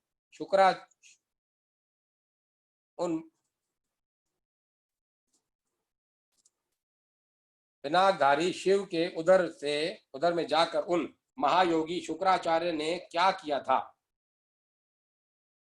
शंभु की जठराग्नि ने उन्हें जलाया क्यों नहीं? भृगुनंदन, बुद्धिमान शुक्र भी तो कल्पांतकालीन अग्नि के समान उग्र तेजस्वी थे। वे शंभु के जठर पंजर से कैसे निकले? उन्होंने कैसे और कितने काल तक आराधना की थी? तात उन्हें तो मृत्यु का शमन करने वाली पराविद्या प्राप्त हुई थी। वह विद्या कौन सी है जिससे मृत्यु का निवारण हो जाता है? मुने, लीला विहारी देवादिदेव भगवान शंकर के त्रिशूल से छूटे हुए अंधक को गणाध्यक्ष की प्राप्ति कैसे हुई? तात, मुझे शिव लीला अमृत श्रवण करने की विशेष लालसा है, अतः आप मुझ पर कृपा करके वह सारा वृतांत पूर्ण रूप से वर्णन कीजिए। ब्रह्मा जी कहते हैं, अमित तेजस्वी व्यास जी के उन वचनों को सुनकर सनत कुमार शिव जी के चरण कमलों का स्मरण करके कहने लगे। सनत कुमार जी ने कहा, मुनिवर, भगवान शंकर के प्रमथों की जब अत्यंत विजय होने लगी तब अंधक घबराकर शुक्राचार्य जी की शरण में गया और उसने गिड़गिड़ाकर मृत संजीवनी विद्या के द्वारा मरे हुए असुरों को जीवित करने की प्रार्थना की। इस पर शुक्राचार्य ने शरणागत धर्म की रक्षा करना उचित समझा। फिर तो वे युद्ध स्थल में गए और उदार पूर्वक विद्या के स्वामी शंकर का स्मरण करके एक एक दैत्य पर मृत संजीवनी विद्या का प्रयोग करने लगे। उस विद्या का प्रयोग होते ही वे सभी दैत्य दानव वीर एक साथ ही हथियार ले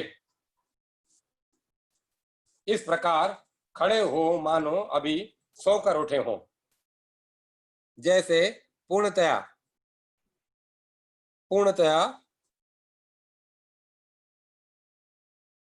अभ्यस्त किया हुआ वेद समर भूमि में बादल और श्रद्धा पूर्वक ब्राह्मणों को दिया हुआ धन आपत्ति के समय तुरंत प्रकट हो जाता है, उसी प्रकार वे उठ खड़े हुए।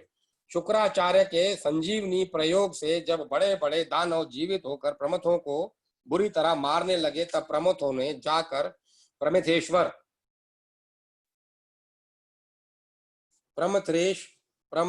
प्रमथेश्वरेश भगवान शिव को यह समाचार सुनाया।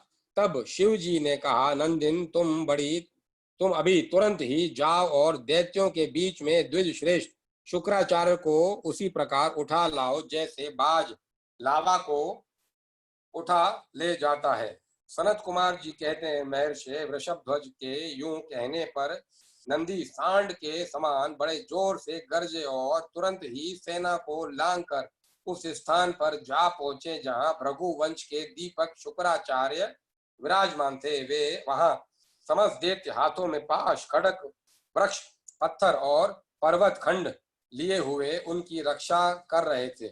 यह देखकर बलशाली नंदी ने उन्हें दैत्यों को विशुद्ध करके शुक्राचार्य का उसी प्रकार अपहरण कर लिया जैसे शरण हाथी को उठा ले जाता है। महाबली नंदी द्वारा पकड़े जाने पर शुक्राचार्य के वस्त्र खिसक गए, उनके आभूषण गिरने लगे और केश खुल गए। तब देव शत्रु दानव उन्हें छुड़ाने के लिए सिंहनाद करते हुए नंदी के पीछे दौड़े और जैसे मेघ जल की वर्षा करते हैं, उसी तरह नंदीश्वर के ऊपर वज्र, त्रिशूल, तलवार, फरसा, बेरठी और गोफन आदि अस्त्रों की उग्र वृष्टि करने लगे। तब उस देवासुर संग्राम के विकराल रूप धारण करने वाले पर गणाधिराज नंदी ने अपने मुख की आग से सैकड़ों शस्त्रों को भस्म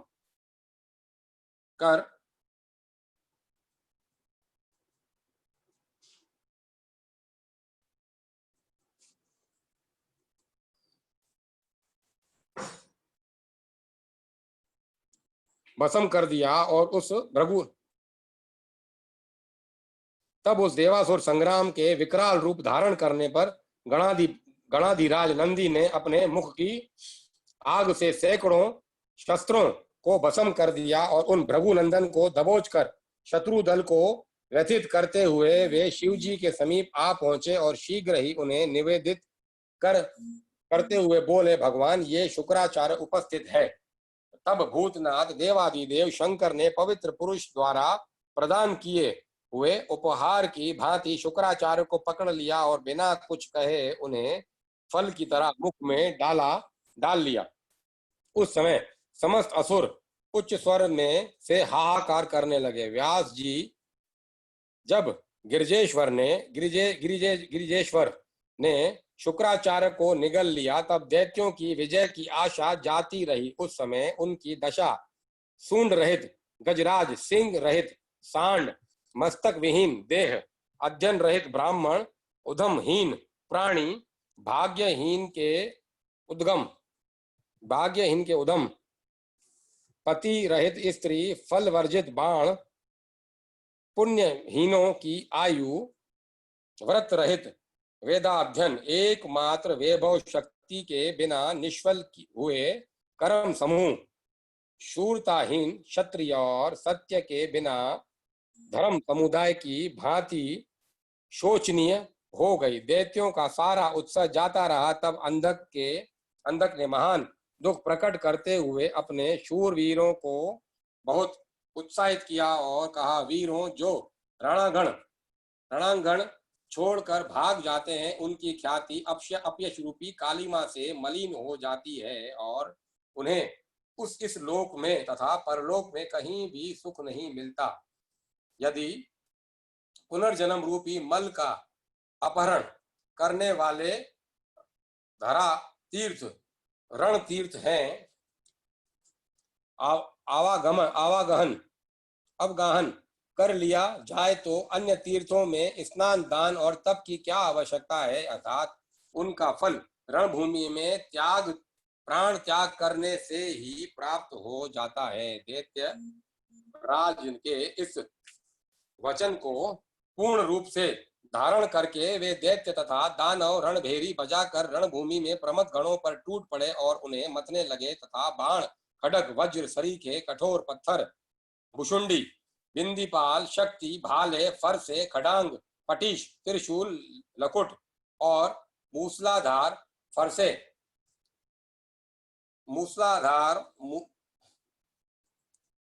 लकुट और मूसलों द्वारा परस्पर प्रहार करते हुए भयंकर मार काट मचाने लगे। इस प्रकार अत्यंत घमासान युद्ध हुआ। इसी बीच विनायक, स्कंद, नंदी, सोम नंदी, वीर, नेगमेय और महाबली, वेशाख आदि उग्र गणों ने त्रिशूल, शक्ति और बाण समूहों की धारावाहिक वर्षा करके अंधक को अंधा बना दिया। फिर तो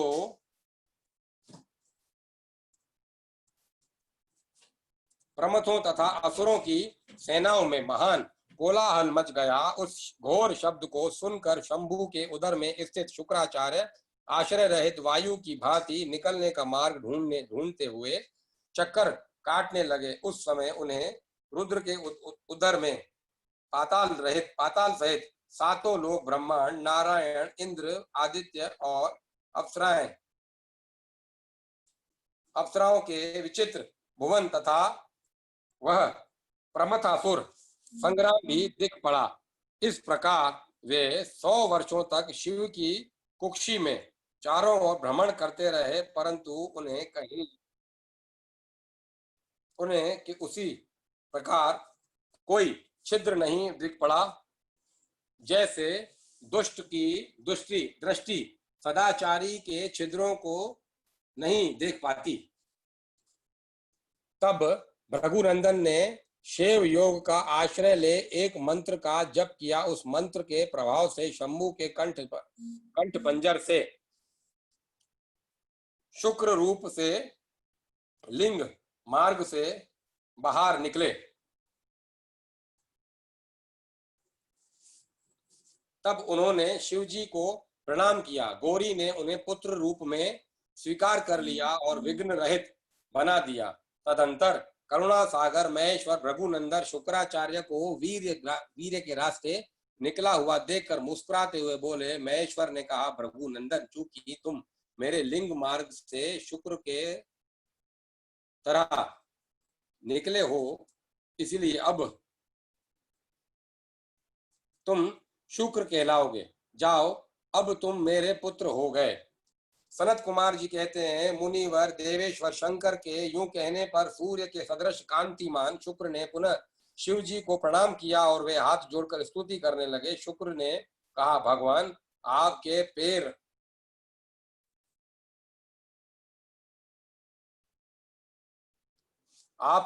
सिर, नेत्र, हाथ और भुजाएं अनंत हैं। आपकी मूर्तियों की भी गणना नहीं हो सकती। ऐसी दशा में मैं आप सतुत्य की सिर झुकाकर किस प्रकार स्तुति करूं। आपकी 8 मूर्तियां बताई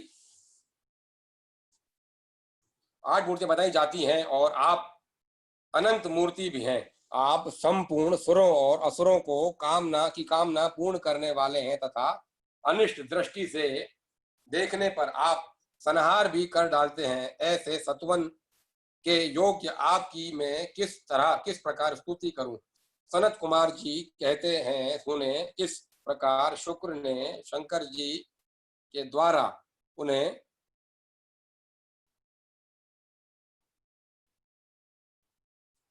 उन्हें नमस्कार किया और उनकी आज्ञा से वे दानवों की सेना में प्रविष्ट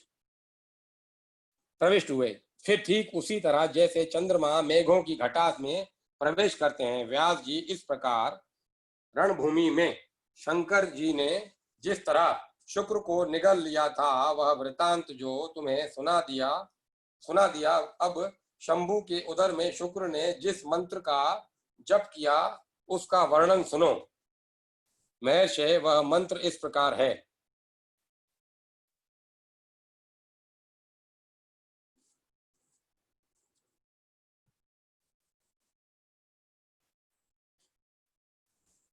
मैं इसका अर्थ पढ़ता हूं। ओम जो देवताओं के स्वामी, सुर असुर द्वारा वंदित, भूत और भविष्य के महान देवता, हरे और पीले नेत्रों से युक्त महाबली, बुद्धि स्वरूप, बागंबर धारण करने वाले, अग्नि स्वरूप, त्रिलोकी के उत्पत्ति स्थान, ईश्वर, हरि नेत्र, प्रलयकारी, अग्नि स्वरूप, गणेश, लोकपाल, महाभुज, महाहस्त, त्रिशूल धारण करने वाले, बड़ी बड़ी दाढ़ों वाले, काल स्वरूप, महेश्वर, अविनाशी, काल रूपी, नीलकंठ महोदर, गणाध्यक्ष, सर्वात्मा, सबको उत्पन्न करने वाले, सर्वव्यापी, मृत्यु को हटाने वाले, परियात्र, पर्वत पर उत्तम व्रत धारण करने वाले, ब्रह्मचारी, वेदांत प्रतिपाद, तप की अंतिम सीमा तक पहुंचने वाले पशुपति, विशिष्ट अंगों वाले, शूल पाणी, वृषभ ध्वज,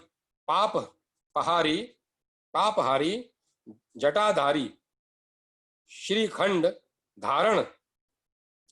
धारण करने वाले, दंडधारी, महायशस्वी, भूतेश्वर, गुहों के में निवास करने वाले, वीणा और पड़ों पर ताल लगाने वाले, अमर दर्शनीय, बाल सूर्य शरीर के रूप वाले, शमशानवासी, ऐश्वर्यशाली, उमापति, शत्रु दमन, भग के नेत्रों को नष्ट कर देने वाले, उषा के दांतों के विनाशक, क्रूरता पूर्वक संहार करने वाले, पाशधारी, प्रलय काल रूप, उल्का मुख, अग्नि केतु, मननशील, प्रकाशमान, प्रजापति, ऊपर उठाने वाले, जीवों को अत्यंत करने वाले, तुर्य तत्व रूप, लोकों में सर्वश्रेष्ठ, वामदेव, वाणी की चतुरता रूप, वाम मार्ग में भिक्षुक, जटाधारी, जटिल, दुराराध्य, इंद्र के हाथ को स्तंभित करने वाले, वसुओं को वजनित कर देने वाले, यज्ञ स्वरूप, यज्ञकर्ता, काल, मेधावी, मधुकर, चलने फिरने वाले, वनस्पति का आश्रय लेने वाले, वजासन नाम से संपूर्ण आश्रमों द्वारा पूजित, वाजसन नाम से संपूर्ण आश्रमों द्वारा पूजित, जगत धाता, जगत कर्ता, सर्वांतर्यामी, सनातन, ध्रुव, धर्माध्यक्ष, भू व स्व, इन तीनों लोकों में विचरने वाले, भूत भावन, त्रिनेत्र, ब्रह्म रूप 10,000 सूर्यों के समान प्रभावशाली, महादेव, सब तरह के बाजे बजाने वाले, संपूर्ण बाधाओं से विमुक्त करने वाले, बंधन स्वरूप, सबको धारण करने वाले, उत्तम धर्म रूप, पुष्पदंत, विभाग रहित, मुख्य रूप, सबका हरण करने वाले, स्वर्ण के समान दीप्त कीर्ति वाले, मूर्ति के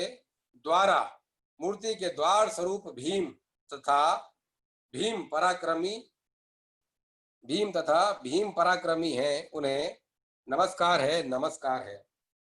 इस श्रेष्ठ मंत्र का जप करके शुक्र शंभु के जठर पंजर में लिंग के रास्ते उत्कट वीर की तरह निकले थे। उस समय गौरी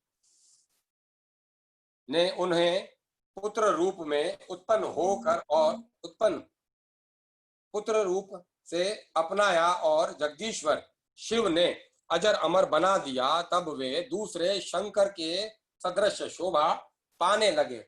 3000 वर्ष व्यतीत होने के पश्चात वे भी वेदाहीन 3000 वर्ष व्यतीत होने के पश्चात वे ही वेद निधि मुनिवर शुक्र पुनः इस भूतल पर महेश्वर से उत्पन्न हुए। उस समय उन्होंने धैर्यशाली तथा एवं तपस्वी दानवराज अंधक को देखा। उसका शरीर सूख गया था और वह त्रिशूल पर लटका हुआ परमेश्वर शिव का ध्यान कर रहा था। वह शिव जी के 108 नामों इस प्रकार स्मरण कर रहा था। महादेव देवताओं में महान, निरुपाक्ष विकराल नेत्रों वाले, चंद्राधर शेखर, मस्तक पर अर्धचंद्र धारण करने वाले, अमृत स्वरूप, शाश्वत सनातन, सथाणु समाधिस्थ होने पर ठूंठ के समान स्थिर, नीलकंठ, गले में नील चिन्ह धारण करने वाले, पिनाक नामक धनुष धारण करने वाले, वृषभ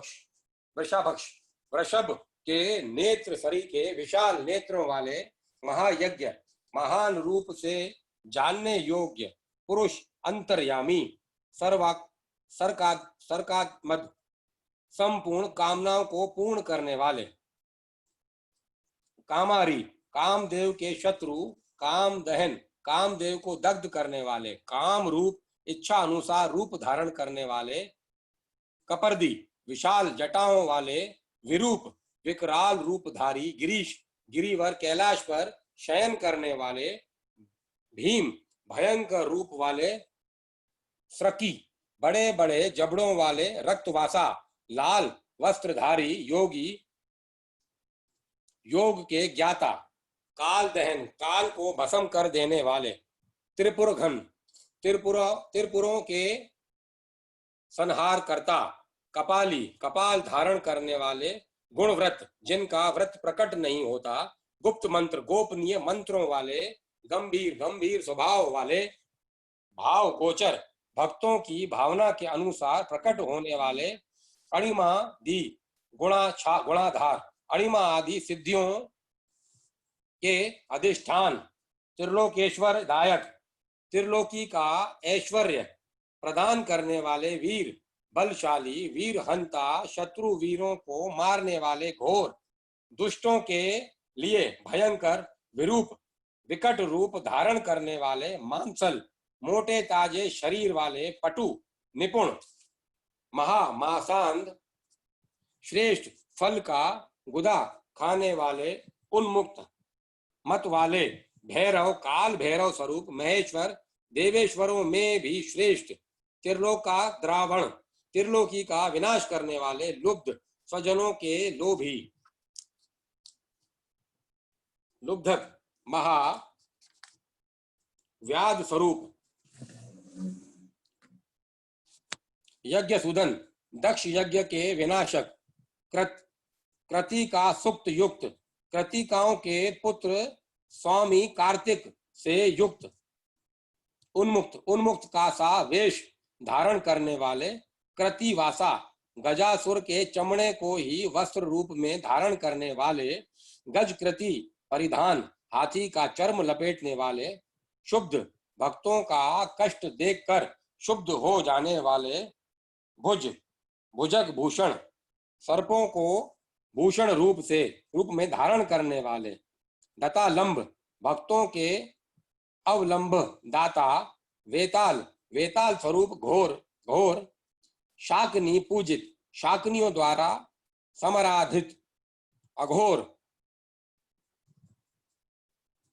पथ के प्रवर्तक, घोर दैत्य घन, भयंकर दैत्यों के संहारक, घोर घोष भीषण शब्द करने वाले, वनस्पति वनस्पति स्वरूप, भस्मांग शरीर में भस्म रमाने वाले, जटिल जटाधारी, शुद्ध परम पावन, भेरुण भेरुण शत सेवित, सैकड़ों भेरुण नामक पक्षियों द्वारा सेवित, भूतेश्वर भूतों के अधिपति, भूतनाथ भूत गणों के स्वामी, भूताश्रित पंचभूतों को आश्रय देने वाले, खग गगन विहारी, क्रोधित क्रोध युक्त, निष्ठुर दुष्टों पर कठोर व्यवहार करने वाले, चंड प्रचंड पराक्रमी, चंडिश चंडी के प्राणनाथ, चंडिका प्रिय चंडिका के प्रियतम, चंडतूण अत्यंत कुपित मुख वाले, गुरुत्मान गरुण स्वरूप,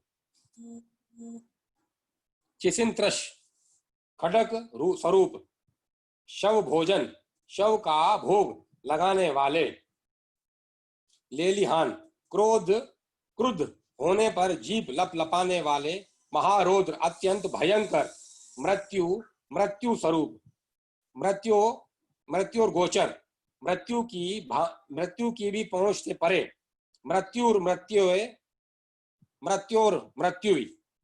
मृत्यु से के भी काल, महासेन विशाल सेना वाले, कार्तिकेय स्वरूप, शमशानावरणवासी शमशान एवं अरण्य में विचरने वाले, राग प्रेम स्वरूप, विराग आसक्ति रहित, रागांध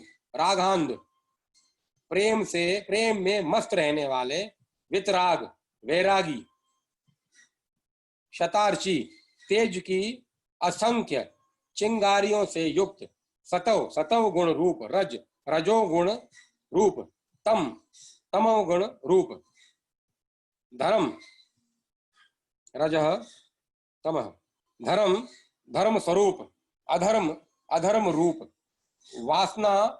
वासनावुज इंद्र के छोटे भाई, उपेंद्र स्वरूप, सत्य रूप, असत्य सत्य से भी परे, सतरूप उत्तम रूप वाले, असतरूप सद्रूप, असद्रूप विभत्स रूपधारी, अहेतुक हेतु रहित, अर्धनारीश्वर आधा पुरुष और आधा स्त्री का रूप धारण करने वाले, भानु सूर्य स्वरूप, भानु कोटिश शतप्रभ कोटिश सूर्यों के समान प्रभावशाली, यज्ञ स्वरूप, यज्ञपति यज्ञेश्वर, रुद्र संहार करता, ईशान ईश्वर, वरदाता शिव कल्याण स्वरूप, परमात्मा शिव की इन 108 मूर्तियों का ध्यान करने से वह दानव उस महान भय से मुक्त हो गया।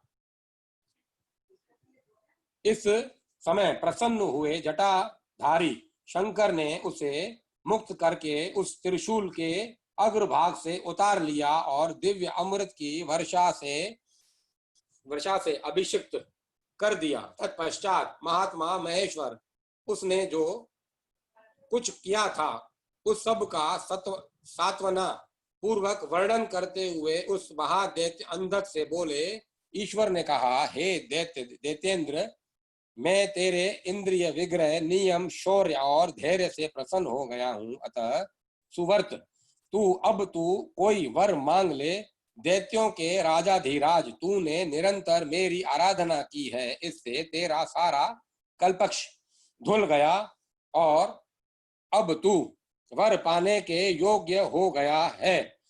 इसीलिए मैं तुझे वर देने के लिए आया हूं, क्योंकि 3000 वर्षों तक बिना खाए पिए प्राण धारण किए रहने से तूने जो पुण्य कमाया है उसके फल स्वरूप तुझे सुख की प्राप्ति होनी चाहिए। सनत कुमार जी कहते हैं, मुने यह कहकर यह सुनकर अंधक ने भूमि पर अपने घुटने टेक दिए और फिर वह हाथ जोड़कर कांपता हुआ भगवान उमापति से बोला। अंधक ने कहा, भगवान आपकी महिमा जाने बिना मैंने पहले रणांगण में हर्ष गदगद वाणी से आपको जो दीनहीन तथा नीच से नीच कहा वह मूर्तावश लोक में जो जो निंदित कर्म किया है प्रभु, उन सब को आप अपने मन में स्थान न दें, अर्थात उसे भूल जाएं। महादेव, मैं अत्यंत ओछा और दुखी हूँ। मैंने कामादोषवश पार्वती के विषय में भी जो दूषित भावना रख ली थी, उसे आप क्षमा कर दीजिए। आपको तो अपने कृपण, दुखी एवं दीन भक्त पर सदा ही विशेष दया करनी चाहिए। मैं उसी तरह का एक दीन भक्त हूँ और आपकी शरण में आया हूँ। देखिए, मैंने आपके सामने अंजलि बांध रखी है। अब आपको मेरी रक्षा करनी चाहिए। ये जगत जननी पार्वती देवी भी मुझ पर प्रसन्न हो जाए और सारे क्रोध को त्याग कर मुझे कृपा दृष्टि से देखे। चंद्रशेखर, कहाँ तो इनका भयंकर क्रोध और कहाँ मैं तुच्छ दैत्य चंद्रमौली, मैं किसी प्रकार उसको सहन नहीं कर सकता। शंभो, कहाँ तो परम उदार आप और कहाँ बुढ़ापा, मृत्यु तथा काम क्रोध आदि दोषों के वशीभूत मैं, अर्थात मेरी आपके साथ क्या तुलना है महेश्वर। आपके ये युद्ध कला निपुण महाबली वीर पुत्र मेरी कृपणता पर विचार करके तब क्रोध के वशीभूत मत हो।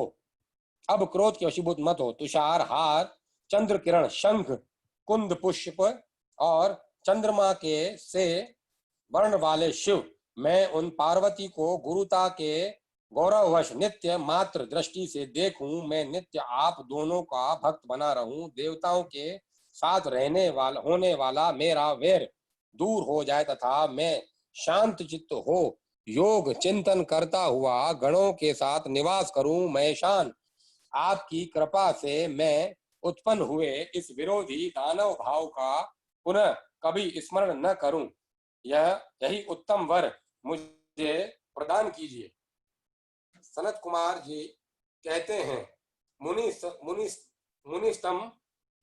मुनिस्तम इतनी बात कहकर वह दैत्यराज माता पार्वती जी की ओर देखकर त्रिनयन शंकर का ध्यान करता हुआ मौन हो गया। तब रुद्र ने उसकी ओर कृपा दृष्टि से देखा। उनकी दृष्टि पड़ते ही उसे अपने पूर्ववृतांत तथा अद्भुत जन्म का स्मरण हो आया। उस घटना का स्मरण करते ही उसका मनोरथ पूर्ण हो गया। फिर तो माता पिता उमा महेश्वर को प्रणाम करके वह कृतकृत्य हो गया।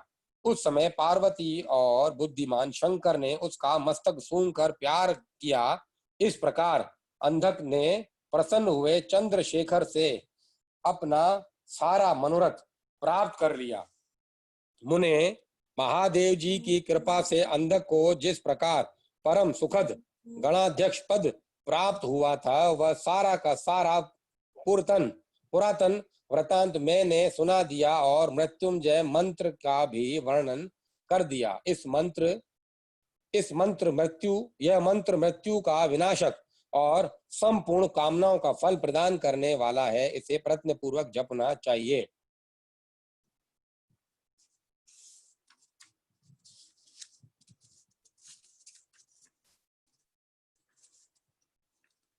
अध्याय 47 से 49 समाप्त।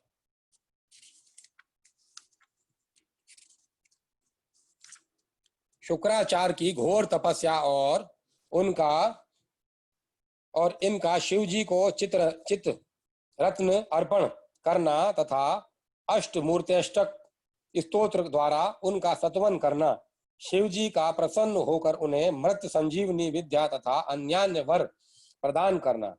सनत कुमार जी कहते हैं, व्यास जी, मुनिवर शुक्राचार्य को शिव से मृत्युंजय नामक मृत्यु का प्रशमन करने वाली परा विद्या किस प्रकार प्राप्त हुई थी, अब उसका वर्णन करता हूँ, सुनो। पूर्व काल की बात है। इन भृगुनंदन ने वाराणसीपुरी में जाकर प्रभावशाली विश्वनाथ का ध्यान करते हुए बहुत काल तक घोर तप किया था। वेदव्यास जी उस समय उन्होंने वहीं एक शिवलिंग की स्थापना की और उसके सामने ही एक परम रमणीय कूप तैयार कराया। फिर प्रयत्न पूर्वक उन देवेश्वर को 1,00,000 बार द्रोण भर पंचामृत से तथा बहुत से सुगंधित द्रव्यों से स्नान कराया। फिर 1,000 बार परम प्रीति पूर्वक चंदन, यक्ष करदम और सुगंधित उबटन का उस लिंग पर अनुलेप किया। तत्पश्चात सावधानी के साथ परम प्रेम पूर्वक राज चंपक, अमलतास, धतूर, कनेर, कमल, मालती, कर्णिकार, कदम्ब, मोलासिरी, उत्पल, मल्लिका, चमेली, शतपत्री, सिंधुवार, ढाक, बंदूक पुष्प, गुल दुभरी, पुनाग, नाग केसर, नव मल्लिक, बेल, मोगरा, चिबलिक, रक्तदला, कुंद, माल पुष्प, मुचुकुंद, मोतिया, मंदार, बिल्वपत्र, घूमा, मरुआ व्रक, धूप, गणिवन, दोना, अत्यंत सुंदर आम के पल्लव, तुलसी, द्विज, वासा, बृहत्पत्री, कुशांकु, नंदाव्रत, नांदरूख, अगस्त्य, साल, देवदारू, कचनार, कुर्बक, गुलखेरा, दुर्वांकुर, कोरंटक, करसेला, इनमें से प्रत्येक के पुष्प और अन्य पल्लवों से तथा नाना प्रकार के रमणीय पत्रों और सुंदर कमलों से शंकर जी की विधि अर्चना की। उन्हें बहुत से उपहार समर्पित किए तथा शिवलिंग के आगे नाचते हुए शिव सहस्त्र नाम और अन्य स्तोत्रों का गान करके शंकर जी का सत्वन किया।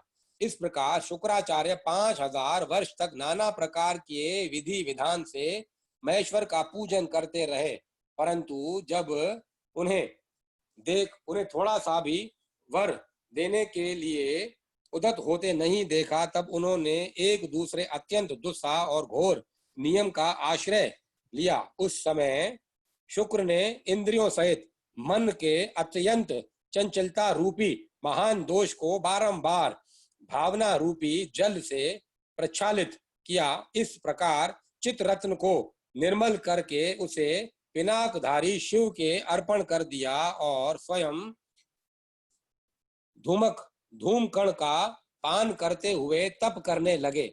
इस प्रकार उनके 1 सहस्त्र वर्ष और बीत गए। तब भृगुनंदन शुक्र को यूं दृढ़ चित्त से घोर तप करते हुए देखकर महेश्वर उन पर प्रसन्न हो गए। फिर तो दक्ष कन्या पार्वती के स्वामी साक्षात विरूपाक्ष शंकर, जिनके शरीर की कांति सहस्त्रों सूर्यों से बढ़कर थी, उस लिंग से निकलकर शुक्र से बोले। महेश्वर ने कहा, महाभाग भृगुनंदन, तुम तो तपस्या की निधि हो। महामुने, मैं तुम्हारे इस अवंछिन तप से विशेष प्रसन्न हूँ। भार्गव, तुम अपना सारा मनोवांछित वर मांग लो, मैं प्रीति पूर्वक तुम्हारा सारा मनोरथ पूर्ण कर दूंगा। अब मेरे पास तुम्हारे लिए कोई वस्तु अदेय नहीं रह गई है। सनत कुमार जी कहते हैं, मुने शंभु के इस परम सुखदायक एवं उत्कृष्ट वचन को सुनकर शुक्र प्रसन्न हो आनंद समुद्र में निमग्न हो गए। उन कमल नयन द्विजवर शुक्र का शरीर परमानंद जनित रोमांच के कारण पुलकायमान हो गया। तब उन्होंने हर्ष पूर्वक शंभु के चरणों में प्रणाम किया। उस समय अनेक नेत्र हर्ष से खिल उठे थे। फिर वे मस्तक पर अंजलि रखकर जय जयकार करते हुए अष्टमूर्तिधारी वरदायक शिव की स्तुति करने लगे। भार्गव ने कहा, सूर्य स्वरूप भगवान, आप त्रिलोकी का हित करने के लिए आकाश में प्रकाशित होते हैं और अपनी इन किरणों से समस्त अंधकार को अभिभूत करके रात में विचरने वाले असुरों का मनोरथ नष्ट कर देते हैं। जगदीश्वर, आपको नमस्कार है। घोर अंधकार के लिए चंद्र स्वरूप भगवान शंकर, आप अमृत के प्रवाह से परिपूर्ण तथा जगत के सभी प्राणियों के नेत्र हैं। आप अपनी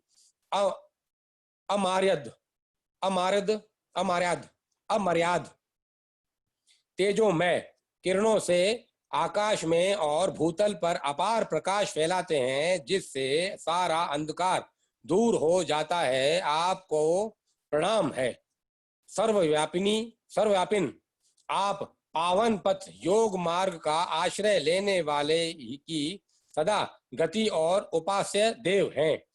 भुवन जीवन भुवन जीवन आपके बिना भला इस लोक में कौन जीवित रह सकता है। सर्प कुल के संतोष दाता आप निश्चल वायु रूप से संपूर्ण प्राणियों की वृद्धि करने वाले हैं। आपको अभिवादन है। विश्व के एकमात्र पावन कर्ता आप शरणागत रक्षक और अग्नि की एकमात्र शक्ति हैं। पावक आपका ही स्वरूप है। आपके बिना मृतकों का वास्तविक दिव्य कार्य दाह आदि नहीं हो सकता। जगत के अंतरात्मा आप प्राण शक्ति के दाता, जगत स्वरूप और पद पद पर शांति प्रदान करने वाले हैं। आपके चरणों में मैं सिर झुकाता हूँ। जल स्वरूप परमेश्वर आप निश्चय ही जगत के पवित्र कर्ता और चित्र विचित्र सुंदर चरित्र करने वाले हैं। विश्वनाथ जल में अवगाहन करने से आप विश्व को निर्मल और पवित्र बना देते हैं, इसीलिए आपको नमस्कार है।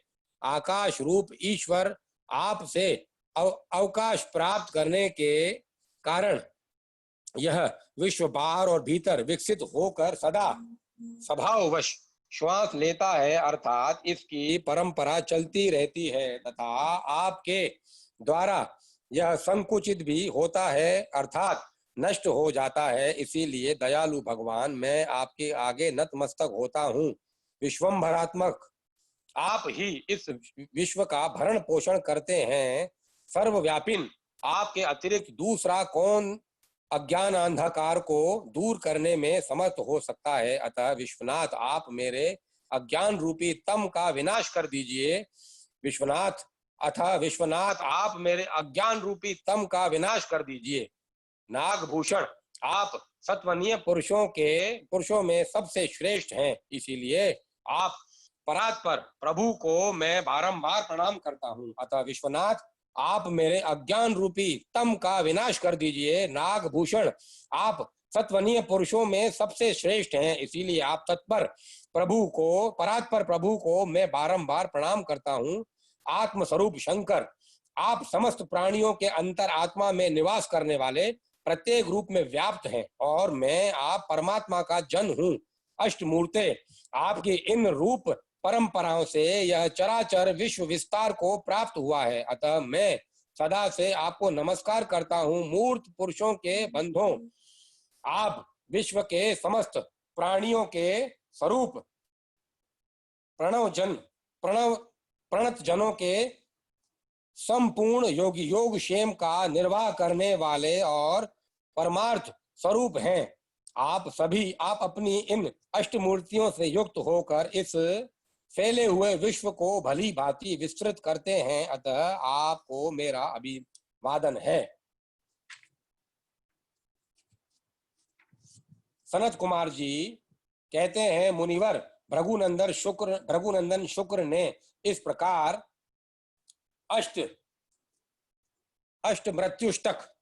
मृत्युष्टक स्तोत्र द्वारा शिव का सत्वन करके भूमि पर मस्तक रखकर उन्हें बारंबार प्रणाम किया। जब अमित तेजस्वी भार्गव ने महादेव की इस प्रकार स्तुति की, तब शिव जी ने चरणों में पड़े हुए उन द्विजवर को अपनी दोनों भुजाओं से पकड़कर उठा लिया और परम प्रेम पूर्वक मेघ गर्जन की सी गंभीर और मधुर वाणी में कहा।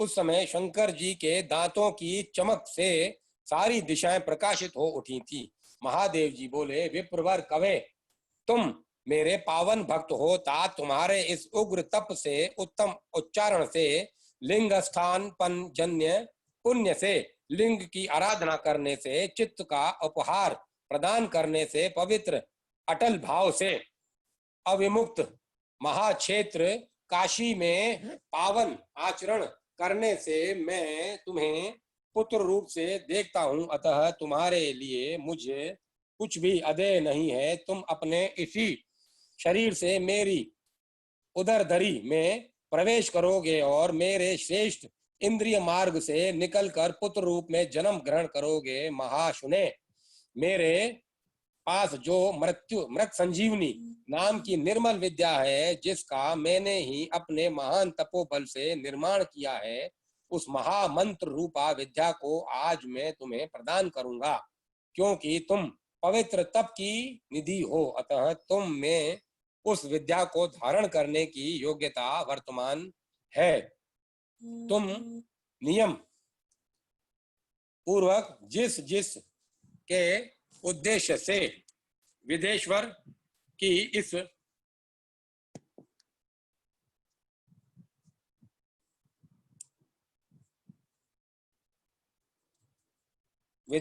इस श्रेष्ठ विद्या का प्रयोग करोगे, वह निश्चय ही जीवित हो जाएगा। यह सर्वथा सत्य है। तुम आकाश में अत्यंत विद्यमान दीप्तिमान तारा रूप से स्थित होगे। तुम्हारे तेज सूर्य और अग्नि के तेज का भी अतिक्रमण कर जाएगा। तुम ग्रहों में प्रधान माने जाओगे। जो स्त्री अथवा पुरुष तुम्हारे सम्मुख रहने पर यात्रा करेंगे, उनका सारा कार्य तुम्हारी दृष्टि पड़ने से नष्ट हो जाएगा।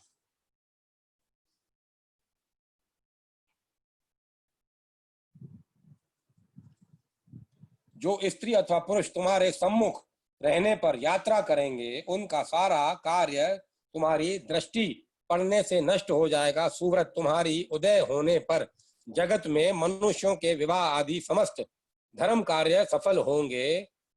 सभी नंदा, प्रतिपदा, षष्ठी और एकादशी तिथियां तुम्हारे संयोग से शुभ हो जाएंगी और तुम्हारे भक्त वीर्य संपन्न तथा बहुत ही संतान वाले होंगे। तुम्हारे द्वारा स्थापित किया हुआ यह शिवलिंग शुक्रेश के नाम से विख्यात होगा। जो मनुष्य इस लिंग की अर्चना करेगा, उन्हें सिद्धि प्राप्त हो जाएगी।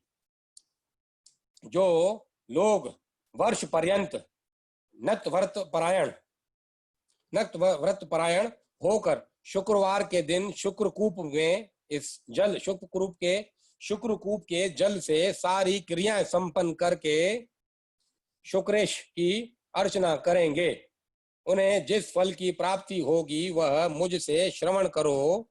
उन मनुष्यों में वीर्य की अधिकता होगी, उनका वीर्य कभी निष्फल नहीं होगा। वे पुत्रवान तथा पुरुषत्व के सौभाग्य से संपन्न होंगे, इसमें तनिक भी संदेह नहीं है। वे सभी मनुष्य बहुत सी विधाओं के ज्ञाता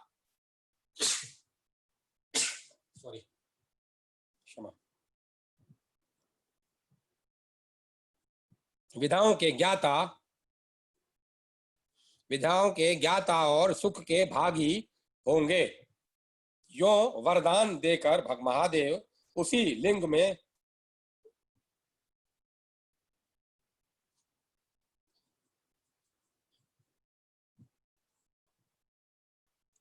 लिंग में समा गए। तब भृगुनंदन शुक्र भी प्रसन्न मन से अपने धाम को चले गए। व्यास जी यूं शुक्राचार्य को जिस प्रकार अपने तपोबल से मृत्युंजय नामक विद्या की प्राप्ति हुई थी, वह वृतांत मैंने तुमसे वर्णन कर दिया है। अब और क्या सुनना चाहते हो? अध्याय 50 समाप्त।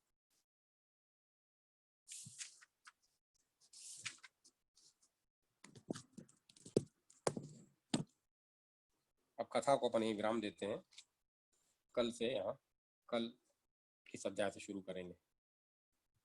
बाणासुर की तपस्या और उसे शिव द्वारा वर प्राप्ति, शिव का गणों और पुत्रों सहित उसके नगर में निवास करना, बाण पुत्री उषा का रात के समय स्वप्न में अनिरुद्ध के साथ मिलन, चित्रलेखा द्वारा अनिरुद्ध का द्वारका से अपहरण, बाण का अनिरुद्ध को नागपाश में बांधना, दुर्गा के सतवन से अनिरुद्ध का बंधन मुक्त होना, नारद द्वारा समाचार पाकर श्री कृष्ण की शोणितपुर पर चढ़ाई, शिव के साथ उनका घोर युद्ध, शिव की आज्ञा से श्री कृष्ण का उन्हें